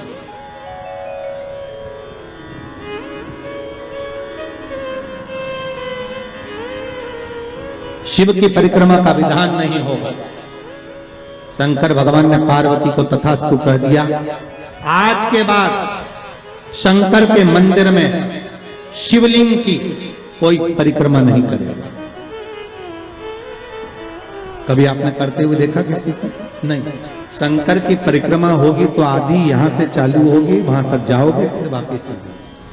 यहां तक शिव महापुराण की कथा कहती है कि शंकर की आरती के बाद जो परिक्रमा भी होती है ना, वो भी पूरी नहीं करना चाहिए, आदि कर कर वापिस हो जाना चाहिए। शिव की आरती के बाद कई लोग शंकर जी की आरती उतारने के बाद जो परिक्रमा करते हैं ना, आरती की थाली लेकर चारों तरफ घूमते हैं, उसको भी आधा घूमो और आधे में वापिस। शिव परिक्रमा का वर दीजिए आप वर प्रदान करो, हमें वर दे दीजिए। पार्वती मैं तुझे वर देता हूं कि शिव की परिक्रमा कोई नहीं करे, और अगर शंकर की परिक्रमा कोई भूल से भी करेगा तो उसको दोष लगेगा, उसका पुण्य छिन्न होगा। इसलिए शंकर की परिक्रमा लोग नहीं करते क्योंकि उनने जो दान करा, पुण्य करा, सत्कर्म करा, भजन करा, कीर्तन करा, उसका पुण्य धीरे धीरे धीरे धीरे समाप्त होते चले जाता है, उस पुण्य की छिन्नता होती है।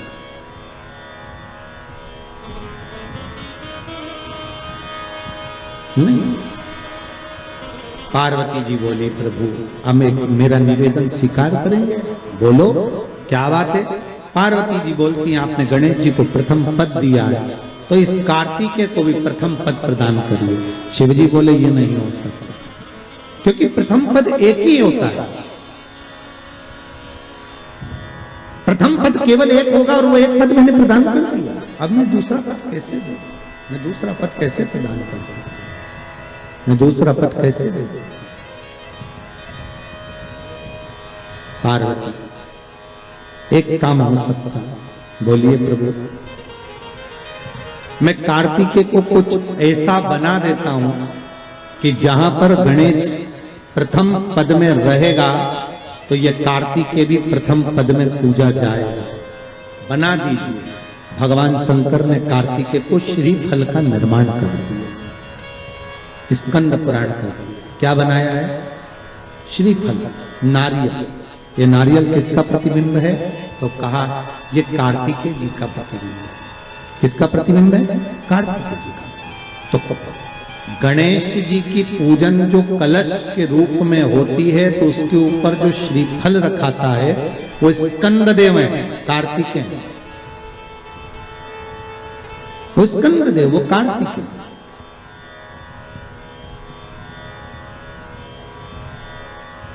जो रखाया गया फल है वो कार्तिकेय का प्रतिबिंब है। अगर प्रथम में गणेश पूजाएगा तो ये कार्तिकेय भी पूजाएगा। इसलिए श्रीफल महाराज, श्रीफल कार्तिकेय का प्रतिबिंब है।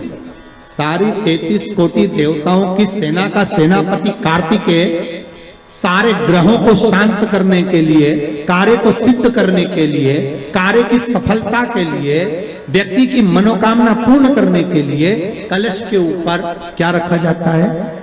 जम के बोलिए, नारियल, श्रीफल रखा जाता है जो कार्य की सफलता प्रदान।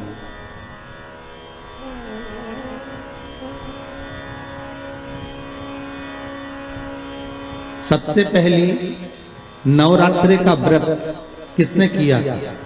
उत्तर दीजिए।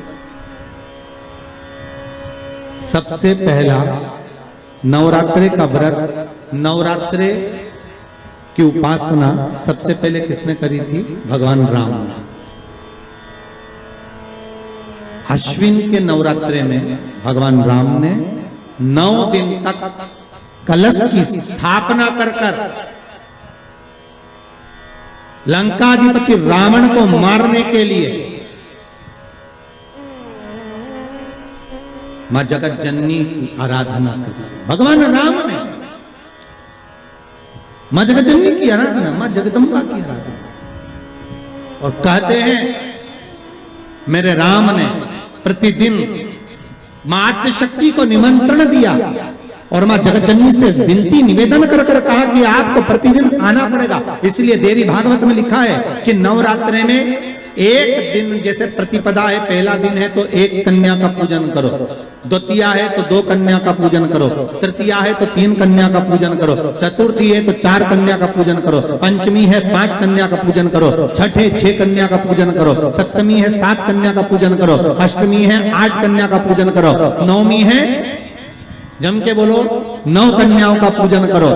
और अगर इस तरह से आप पूजन नहीं कर सकते नवरात्रि में तो 9 कन्याओं का पूजन एक साथ या तो अष्टमी के दिन या नवमी के दिन कर दो, या मध्य में बीच में भी आप कर सकते हो एक साथ। पर अगर आपकी कोई कामना है, आपकी कोई इच्छा है, मालूम पड़े, जैसे कई लोग कहते हैं कि हमारी इच्छा है, हमारी वो मकान नहीं बिक रहा, या हमारी वो जमीन नहीं खरीदी जा रही, या हमारी कोई कंपनी नहीं डल रही, या हमारे काम में ये अड़चन आ रही है, तो नवरात्रि में 4 नवरात्रि में से किसी भी नवरात्रि में आप नियम बना लो कि एक कलश की स्थापना कर कर एक दिन में एक कन्या का पूजन कर कर उसको भोजन कराना, लाल वस्त्र देना, लाल चुनरी देना, दूसरे दिन में 2 कन्याओं का पूजन कर कर लाल वस्त्र ओढ़ाना, लाल चुनरी देना, तीसरे दिन में 3, चौथे दिन में 4, पांचवें दिन में 5, ऐसे 7-9 दिन तक एक एक कन्याओं के क्रम को बढ़ाते बढ़ाते बढ़ाते बढ़ाते आप उस पूजन का विधान प्रबल कर सकते। आज किसी का फोन था सुबह, तो कोई कह रहे थे कि हमें गुरुजी से बात कराओ, तो समीर जी ने बताया कि फोन आया था और वो बोल रहे थे कि हमें नवरात्रि में अगर मान लो कोई साधना करना हो तो कौन सी साधना करना चाहिए, हम किसकी आराधना करें, हम 9 दिन तक किसकी साधना करें। तो अगर बन सके तो देवी भागवत में सबसे सुंदर साधना यही है कि हम एक दिन में एक कन्या के चरण धोकर पूजन कर कर उस कन्या को भोजन कराकर उसका स्मरण करें।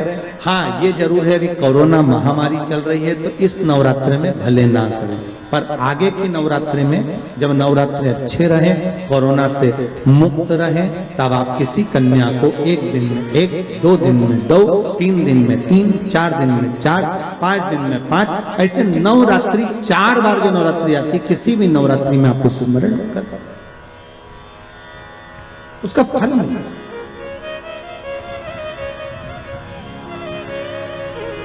उसका फल होगा।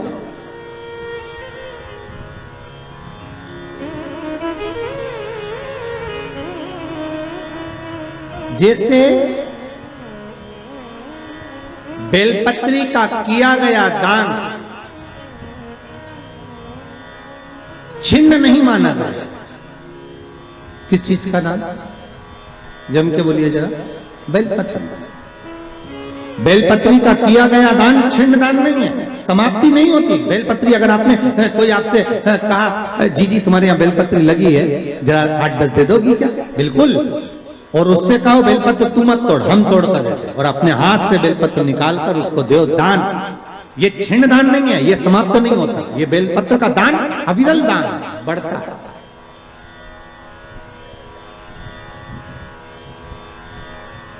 सुख का भान करता है। ये छिन्न होने वाला है अभी।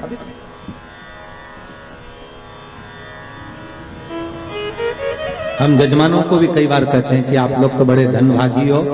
शिव महापुराण की कथा जैसे अभी इस परिवार में हो रही है, हम तो इनसे भी कहेंगे कि आपके पूर्वजों का कोई पुण्य होगा। साफ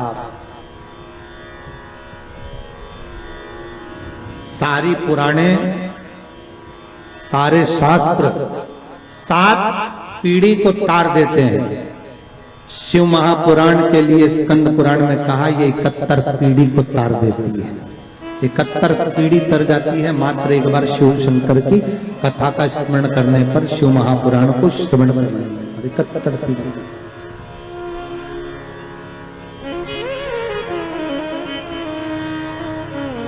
उज्जैनी में कभी आप लोग जाएं उज्जैन तो ऋण मुक्तेश्वर महादेव के मंदिर की दीवार पर लिखा हुआ है कि 71 पीढ़ी को तारने वाली होती है शिव महापुराण की कथा। वो तो बघेल परिवार का ना जाने कौन सा पुण्य प्रबल हुआ होगा साहब। हम तो कहते हैं इनके माता पिता के भी पुण्य और माता पिता के भी माता पिता के पुण्य, दादा परदादा के पुण्य की गुल्लक भराई होगी, तब जाकर इन माता पिता के पुत्र और पुत्र वधू, बहू और बेटे इस शिव महापुराण की कथा को करवा रहे हैं। भगवान की कहीं कृपा हुई तब जाकर ये कथा हो रही। ये भगवान की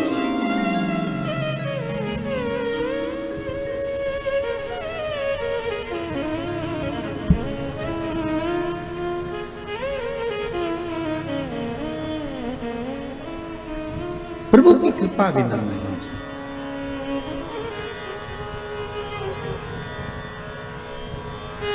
करुणा सागर करुणा करा है तो प्राप्त हो। कथा आती है, देवराज नाम का ब्राह्मण था, ब्राह्मण पर कर्म छोड़ दिया था, ब्राह्मण का कर्म से वंचित था।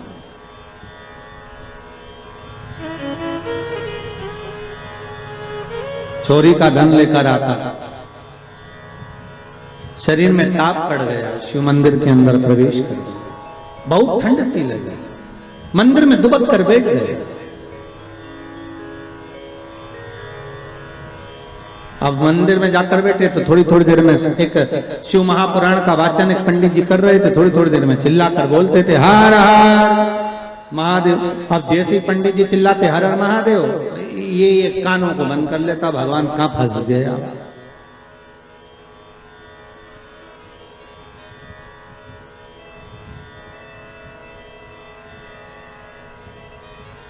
अच्छा, कोई शिव महापुराण की कथा भी पुराण की कथा ही है। शंकर की कथा में जितने भी आते हैं सब गणों से कम थोड़ी है। शंकर वाचने, शिव पुराण को वाचने वाले भी शिव, और शंकर के साथ रहने वाले भी गण ही हैं, और जितने श्रोता वो भी शंकर ही हैं, तो सब शिव का ही तो स्वरूप है। अब इनको साधना, फिर कथा रस तत्व को श्रवण करना,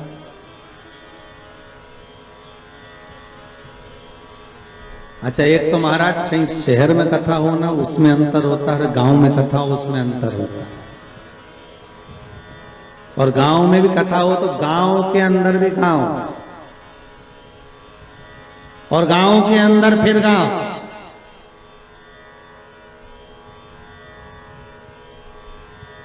और फिर वो पांडे तारा, और उसके अंदर फिर कथा, वो भी शंकर की। अच्छा, जितने लोग आ रहे होंगे ना, तुम लोग बाहर से गाड़ियां ले लेके तुम सोच तो रहे होगे कहां कथा। अच्छा, पहले रानीगंज पहुंचो, रानीगंज से फिर पांडे तारा पहुंचो, फिर पांडे तारा पहुंच के कथा ढूंढो, हो कहां रही है। तुम किसी को मत ढूंढो, तुम तो बघेल को पकड़ इनको कथा हो ढूंढो। शिव की कृपा है, शंकर की। अब देवराज धन लेकर बैठा तो था, पर कथा में मन नहीं लग रहा था उसको। तो महाराज जैसे ही बोले ना हर हर महादेव, तो इसको आए तो अच्छा, कोई पुण्य भागी होता है ना, जिसके मन में भगवान की भक्ति का प्रतिबिंब होता है ना, उसको कथा में बड़ी रुचि आती है, उसका मन कथा में लग जाता है। और जिसके भीतर पाप भरा होता है ना, बस उसको तो अगर भजन भी गाए, कोई कथा भी सुनाए तो भी मन नहीं लगे। बताओ, नींद आ रही है तो। अच्छा, तुम भी कम थोड़ी ना कथा में आए होगे, उससे पहले चाय डकार के आए होगे, चाय माय पी के तैयार मैयार होके, सौंफ सुपारी सब खा के फिर अलमस्त होके फिर कथा में बैठे। कोई तुम साधारण, तुम भी चतुर। और तो और जिम में लेके भी बैठे, कहीं का महाराज होगा, अगर नींद भी आएगी तो थोड़े एक आध कट खाता। तुम बहुत चतुर हो। अब देवराज तो कथा सुनने के लिए बैठा, उसकी चित्तवृत्ति में, अब वो तो कथा सुनना नहीं था, केवल चोरी का सामान लेकर जा रहा था, चुप कर बैठा हुआ। तो जो महाराज चिल्ला, इसको तो भागा यहाँ से, भागा आगे जाकर शरीर में ताप था, गिर गया, चक्कर खाकर मर गया, प्राण छूट गए। 5 मिनट भी नहीं, केवल 2 मिनट की शिव महापुराण की कथा सुनी थी। शिव महापुराण की कथा कहती है देवराज के प्राण छूटे, शंकर भगवान नंदी लेकर आ गए। यमराज पाड़े पर चढ़कर आया, शंकर नंदी पर चढ़कर आया। तो यमराज ने पूछा, भोलेनाथ आप? शिव जी बोले, हाँ, तू कैसे आया? यमराज बोले, देवराज को लेने के लिए आया। देवराज को लेने? हाँ। क्यों? तो बोले इसने पापी पाप करा, इसने पुण्य कराई, इसलिए इसको लेकर जाना है। यमराज बोले इसको लेकर मैं ही जाऊंगा। शंकर भगवान बोले इसने एक पुण्य कराया। क्या? 2 मिनट की शिव महापुराण की कथा सुनी। तो यमराज बोले 2 मिनट में कुछ होता है? तो शंकर भगवान बोले 2 मिनट में मैं तेरे को जहर की पुड़िया देता, देख निपटे कि नहीं निपटे। जब 2 मिनट में जहर खा के व्यक्ति मर सकता है, तो 2 मिनट में शिव महापुराण कर सुनकर डर नहीं सकता? 2 मिनट में जहर खाया और मर गया, तो 2 मिनट की शिव महापुराण, तो प्रभु 2 मिनट में क्या? शंकर भगवान बोले तो लिखा अभी देखे नहीं मरे तो ठीक। यमराज बोले कि तुम हमें निपटाने में तुले, तुम ये सोच रहे हो कि हम मर जाए? शंकर भगवान बोले या तो जहर खाकर सिद्ध कर दे कि 2 मिनट में मरा, या फिर सिद्ध ये कर दे कि ये 2 मिनट में तरा। तो यमराज बोले रेंदो दादा, हम तो अपने घर चले, तुम इसको ले जाओ।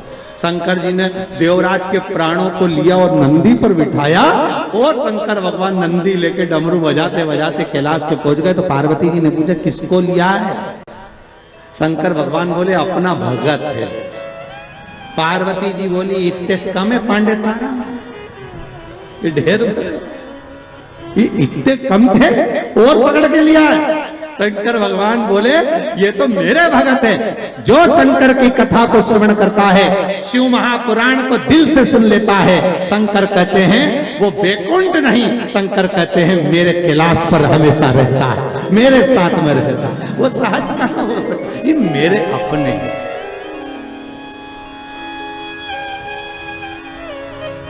पार्वती जी बोली अपने रहने की तो जगह नहीं, गुफा के अंदर तो अपन रह रहे, और पकड़ के लिया इसको। शंकर भगवान बोले पार्वती थोड़ा आन दो। पार्वती जी बोली सबको आन दो और अपन बाहर जान दो। शिव जी बोले पार्वती यही तो आनंद है, यही सीख।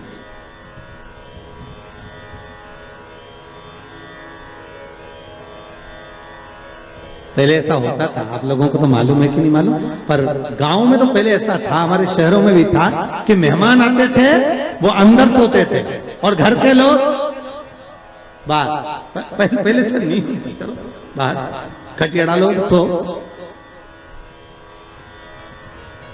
देवराज समय आया, आगे वर्णन आया। महाराज शिव महापुराण की कथा कहती है, एक बिंदुक नाम का ब्राह्मण, वो भी अपने कर्म से वंचित था। महाराज वो भी अपने कर्म से, इसकी पत्नी का नाम था चंचुला देवी, और चंचुला देवी जो पति के प्राण पानी में डूबने से चले गए, बिंदु चंचुला शंकर की कथा सुनकर उसने भी अपने प्राणों को त्याग दिया। शिव जी के पार्वती की दासी बनकर रह रही थी, मन में शंकर की रुचि भाव। पार्वती ने पूछ लिया तुम मौन क्यों? मुझे कथा सुना। पति का मुक्ति हो जाए, पति का मोक्ष हो जाए, प्रेत योनि से छूट जाए, उसके लिए क्या करा जाए? पार्वती जी ने कहा शिव महापुराण की कथा करवाओ।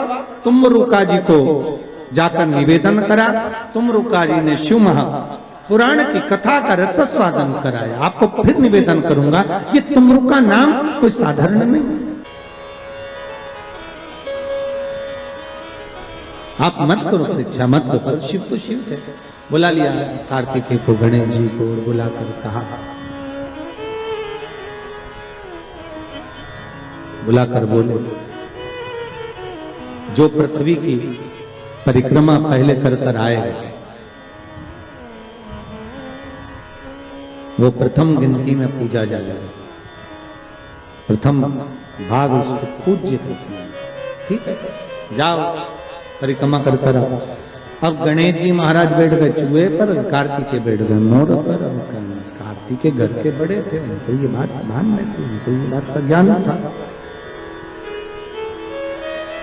तो कार्तिकेय जी ने कहा अगर माता पिता का कहना नहीं मानेंगे तो अच्छा नहीं लगेगा। तो कार्तिकेय जी तुरंत मोर पर चढ़कर और परिक्रमा करने निकल गए। अब गणेश जी तो चूहे को बुलाए, फिर चूहा भग गया, फिर पकड़ के लाए, फिर चूहा भग गया।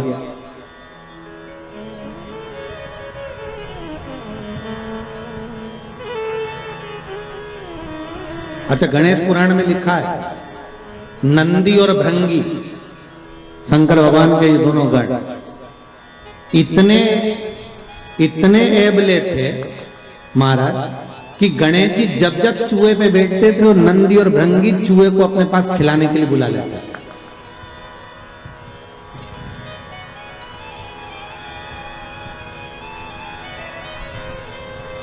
इनकी आदत थी दोनों की। अब जैसे ही परिक्रमा की बारी आई तो गणेश जी को, जैसे ही गणेश जी चूहे को बुलाए और नंदी भृंगी चूहे के सामने थोड़ा सा सामान डालते, चूहा बड़ी तकलीफ। गणेश जी को लगा कि आखिर कारण क्या है। तो गणेश जी ने देख लिया कि ये नंदी भृंगी ने करी है, तो नंदी भृंगी को देखकर कह दिया आप नंदीश्वर, ये अच्छी बात नहीं है, आप मेरा चूहा बार बार बुला लेते हो, तो तुम ले जाओ चूहे को, जा। अब उन्होंने चूहे पर बैठ गए, बैठकर जैसे चले शंकर जी के पास में तो शिव जी को प्रणाम कर कर कहा पिताजी परिक्रमा करने जा रहा हूं। शंकर बोले जा। अब इनको क्या मालूम था कि यहीं लगा लेगा।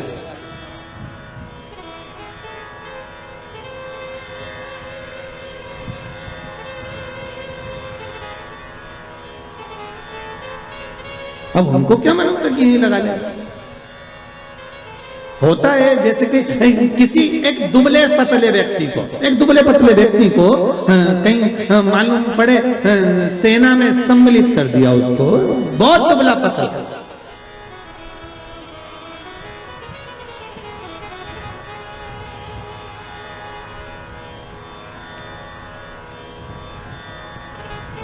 और उससे कहा जाए तो अफगानिस्तान की ओर से लड़ेगा, ले ये गोला बम का और ले जा। और उसने कहा मेरे में इतना जुनून है कि मैं पूरे देश को उड़ा दूंगा और अफगानिस्तान को जिता दूंगा। मालूम पड़े उसको भेज दिया और इतना बड़ा बम देके भेजा, और मालूम पड़े जैसे ये बॉर्डर पे पहुंचा और तेजी से हवा चल गई तो घूम गया, मालूम पड़े वही उठाकर अफगानिस्तान पर फेंक दिया। अब जिस सेना से लड़ रहा था उसी सेना को निपटा दिया। अब सोचने में सब पड़ गए कि क्यों रे तुझे लड़ने के लिए वहां भेजा था, बम फेंकना था वहां, तो क्या गलती मेरी थोड़ी ना, बम तो मैं वहीं के लिए लेकर गया था, पर हवा गलत चल गई, उसने उड़ाकर मुंह इधर कर दिया तो बम इधर चल गया। गणेश जी से पूछा कि तुमको भेजा था कि तुम पृथ्वी की परिक्रमा करने जाओ, तो तुम ये क्या कर रहे हो? गणेश जी बोले पिताजी शांत रहिए और परिक्रमा लगाने दीजिए। और परिक्रमा लगाई गणेश जी महाराज ने, एक नहीं 3, और 3 परिक्रमा लगा के सामने खड़े हो गए। पिताजी वर दीजिए। पिताजी ने पूछा काय का वर? पृथ्वी की परिक्रमा करके आया। शंकर भगवान बोले बता, मेरे आजू बाजू घूम लिया और पृथ्वी की परिक्रमा कर आया।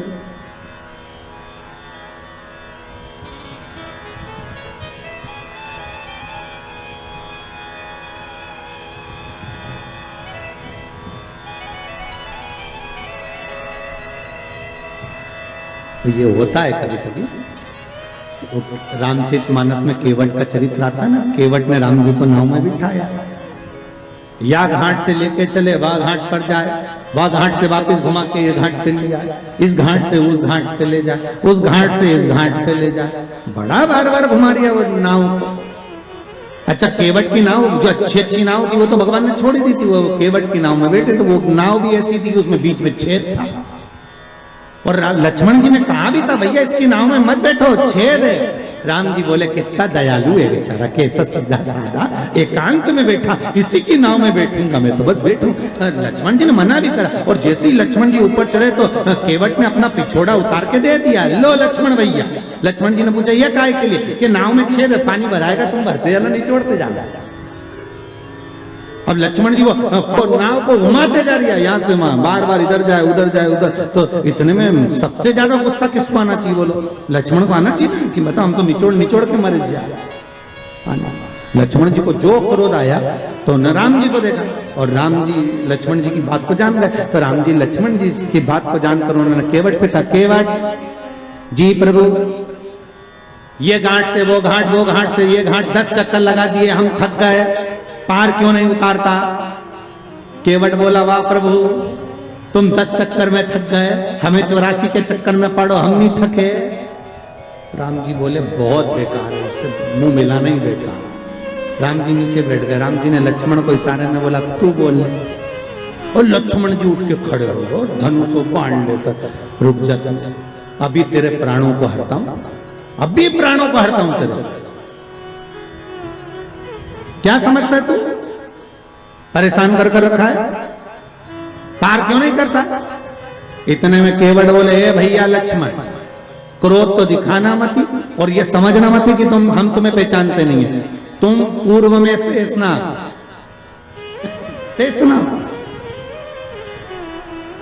ये भगवान राम भगवान विष्णु है, और ये मैया सीता लक्ष्मी जी, ये चरण दबा रही थी, ये सो रहे थे आप शेषनाग के ऊपर, हम कछुआ थे, दर्शन करने आए, आपने इतनी तेज फुंकारा, मर गए तो केवट बन गए। तुम्हारे फुनकार से मरे तो केवट बने, और अभी भी घाटे में नहीं जाएंगे। तुम मार भी दोगे तो बेकुंठी जाएंगे, पर घाटा तुम्हारा है, हमारी कोई औलाद नहीं है, हम मर गए तो हमारी पत्नी अंतिम संस्कार भी तुमसे कराएगी, और 12वें का भोजन भी तुम्हें जिमाएगी। राम जी ने कहा, लक्ष्मण नीचे बैठ जा रहे, नीचे बैठ जा तू। तब माता सीता ने कहा, लक्ष्मण भाई, केवट भैया पार उतारो। तब पार उतार, तो यहाँ कोई प्रसंग है, अब परिक्रमा लगा कर आकर खड़े होकर के आशीर्वाद दे दो। तो पूछा आशीर्वाद क्यों? तो कहा, प्रभु हमने परिक्रमा करी, तो शंकर भगवान बोले आजू बाजू घूम लिया और क्या परिक्रमा कर लिया, इसको कोई परिक्रमा करते?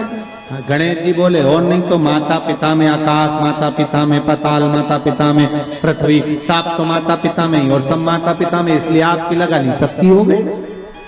शंकर जी खुश हो गए, शंकर जी ने आशीर्वाद दे दिया। अच्छा, बच्चों पर माँ बहुत देर में खुश होती है, पर पिता तुरंत पर्स खोल के 500 का नोट देते तो जा।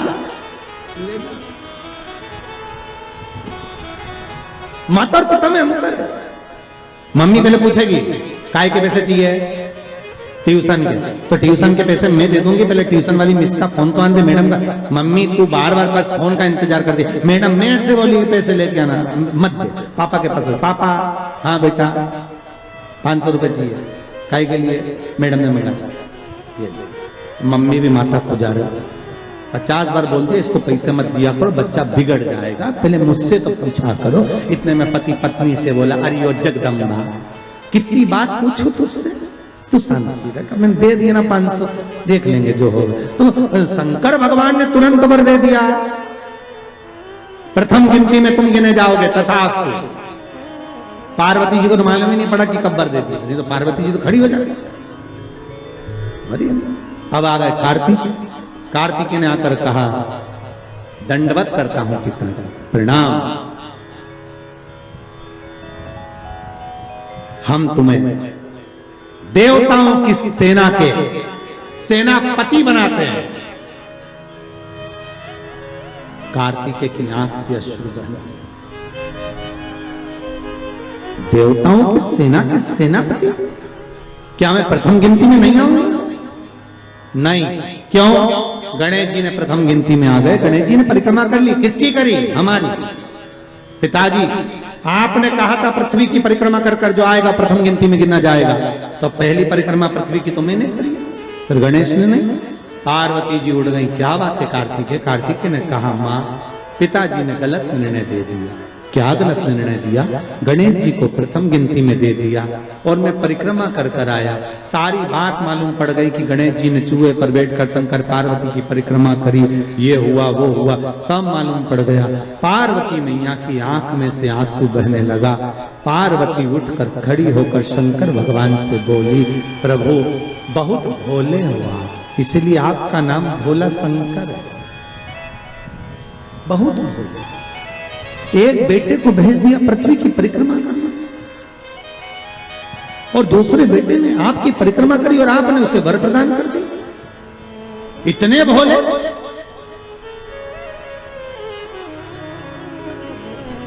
पुत्रों में भेद कर दिया।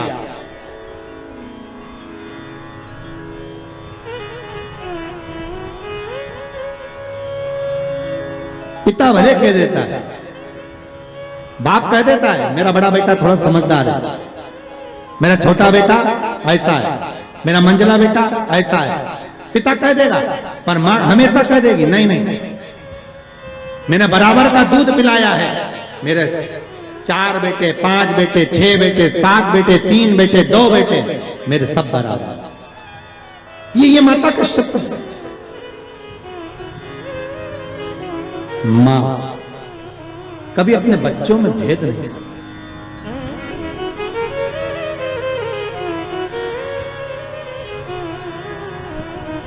पूत कपूत सुने हैं परना, माता सुनी कुमाता।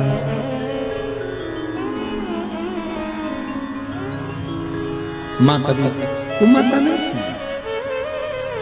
पूत कपूत हो सकता है पर मां मां है। जगत जननी मां पार्वती खड़ी हो गई और इस कथा से बहुत सीखने को मिलता है। शिव महापुराण का यह चरित्र बहुत सिखाने के लिए है कि माता पिता की दृष्टि में कभी बच्चों के प्रति भेद न करना। कभी मत कहना, माँ से निवेदन है कि मेरा बड़ा बेटा अच्छा कि छोटा अच्छा, मंझला अच्छा कि संजला अच्छा, कभी मत कहना। क्यों? क्योंकि गेंद कभी भी किसी भी पाले में जा सकती है और किसी भी बहू से पाला पड़ सकता है। आप कभी मत कहो, आपके 4-5 बच्चे हैं, आप हमेशा अच्छा बोलो, मेरे बच्चे सब बढ़िया, बड़ा बेटा बहुत बढ़िया, बड़ी बहू बहुत बढ़िया, छोटी बहू बहुत बढ़िया, उससे छोटी और बढ़िया, उससे छोटी बहुत बढ़िया। क्यों? अपने को करना क्या, जिस बहू के यहाँ जाओ रबड़ी खाओ वापिस आ जाओ। अपन बुरा भला करना।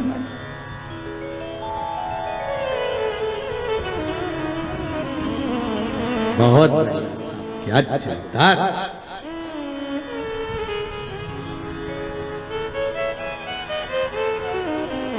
बहुत जोरदार था, बहुत। मेरी बड़ी बहू बहुत बढ़िया, क्या जोरदार कपड़े सिलती है, क्या जोरदार दाल बघारती है। छोटी बहुत बढ़िया बच्चों को पढ़ाती है, इतनी बढ़िया पढ़ाने में, सब बच्चों को लेके बैठ जाती, पढ़ा लेती है। उससे छोटी क्या मांडना मांडती, क्या कपड़े सिलती। उससे छोटी वो भी बहुत जोरदार भोजन पकवान बनाती। जब माँ तारीफ करे तो उसके लिए सब बराबर, सब। जैसे शंकर भगवान कहाँ रहते हैं, जम के बोलिए शमशान। शमशान शिव जी का धाम, जहां पर सबकी शान सम है, उसी का नाम शमशान है।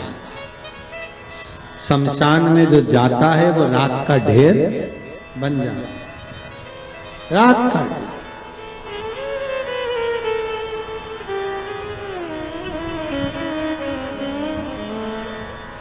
अच्छे से अच्छा पैसे वाला भी मां पहचान में नहीं आता कि ये करोड़पति है। लकड़ी की जगह नोट थोड़ी ना लगाए जाते, और गरीब भी है ना तो वहां पहचान में नहीं आता कि ये गरीब है। वहां तो एक जैसी चादर है, सफेद कपड़ा उड़ा दिया, लाल कपड़ा उड़ा दिया, चिता पर सुला दिया, आग लग गई, एक जैसी।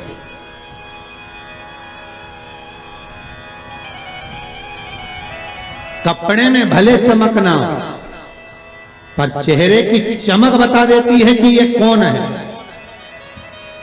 फिर वही बात कहूंगा, क्रीम की चमक 15 दिन, 20 दिन, 1 महीने रहेगी, पर अच्छे कर्म की चमक जीवन पर्यांत रहेगी।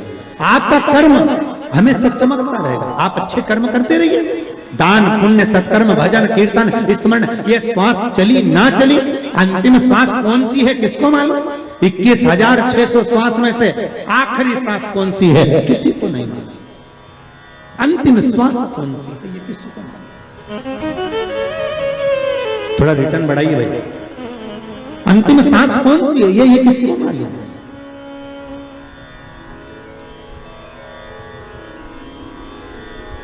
किसने देखी कि आखिरी श्वास कौन सी है?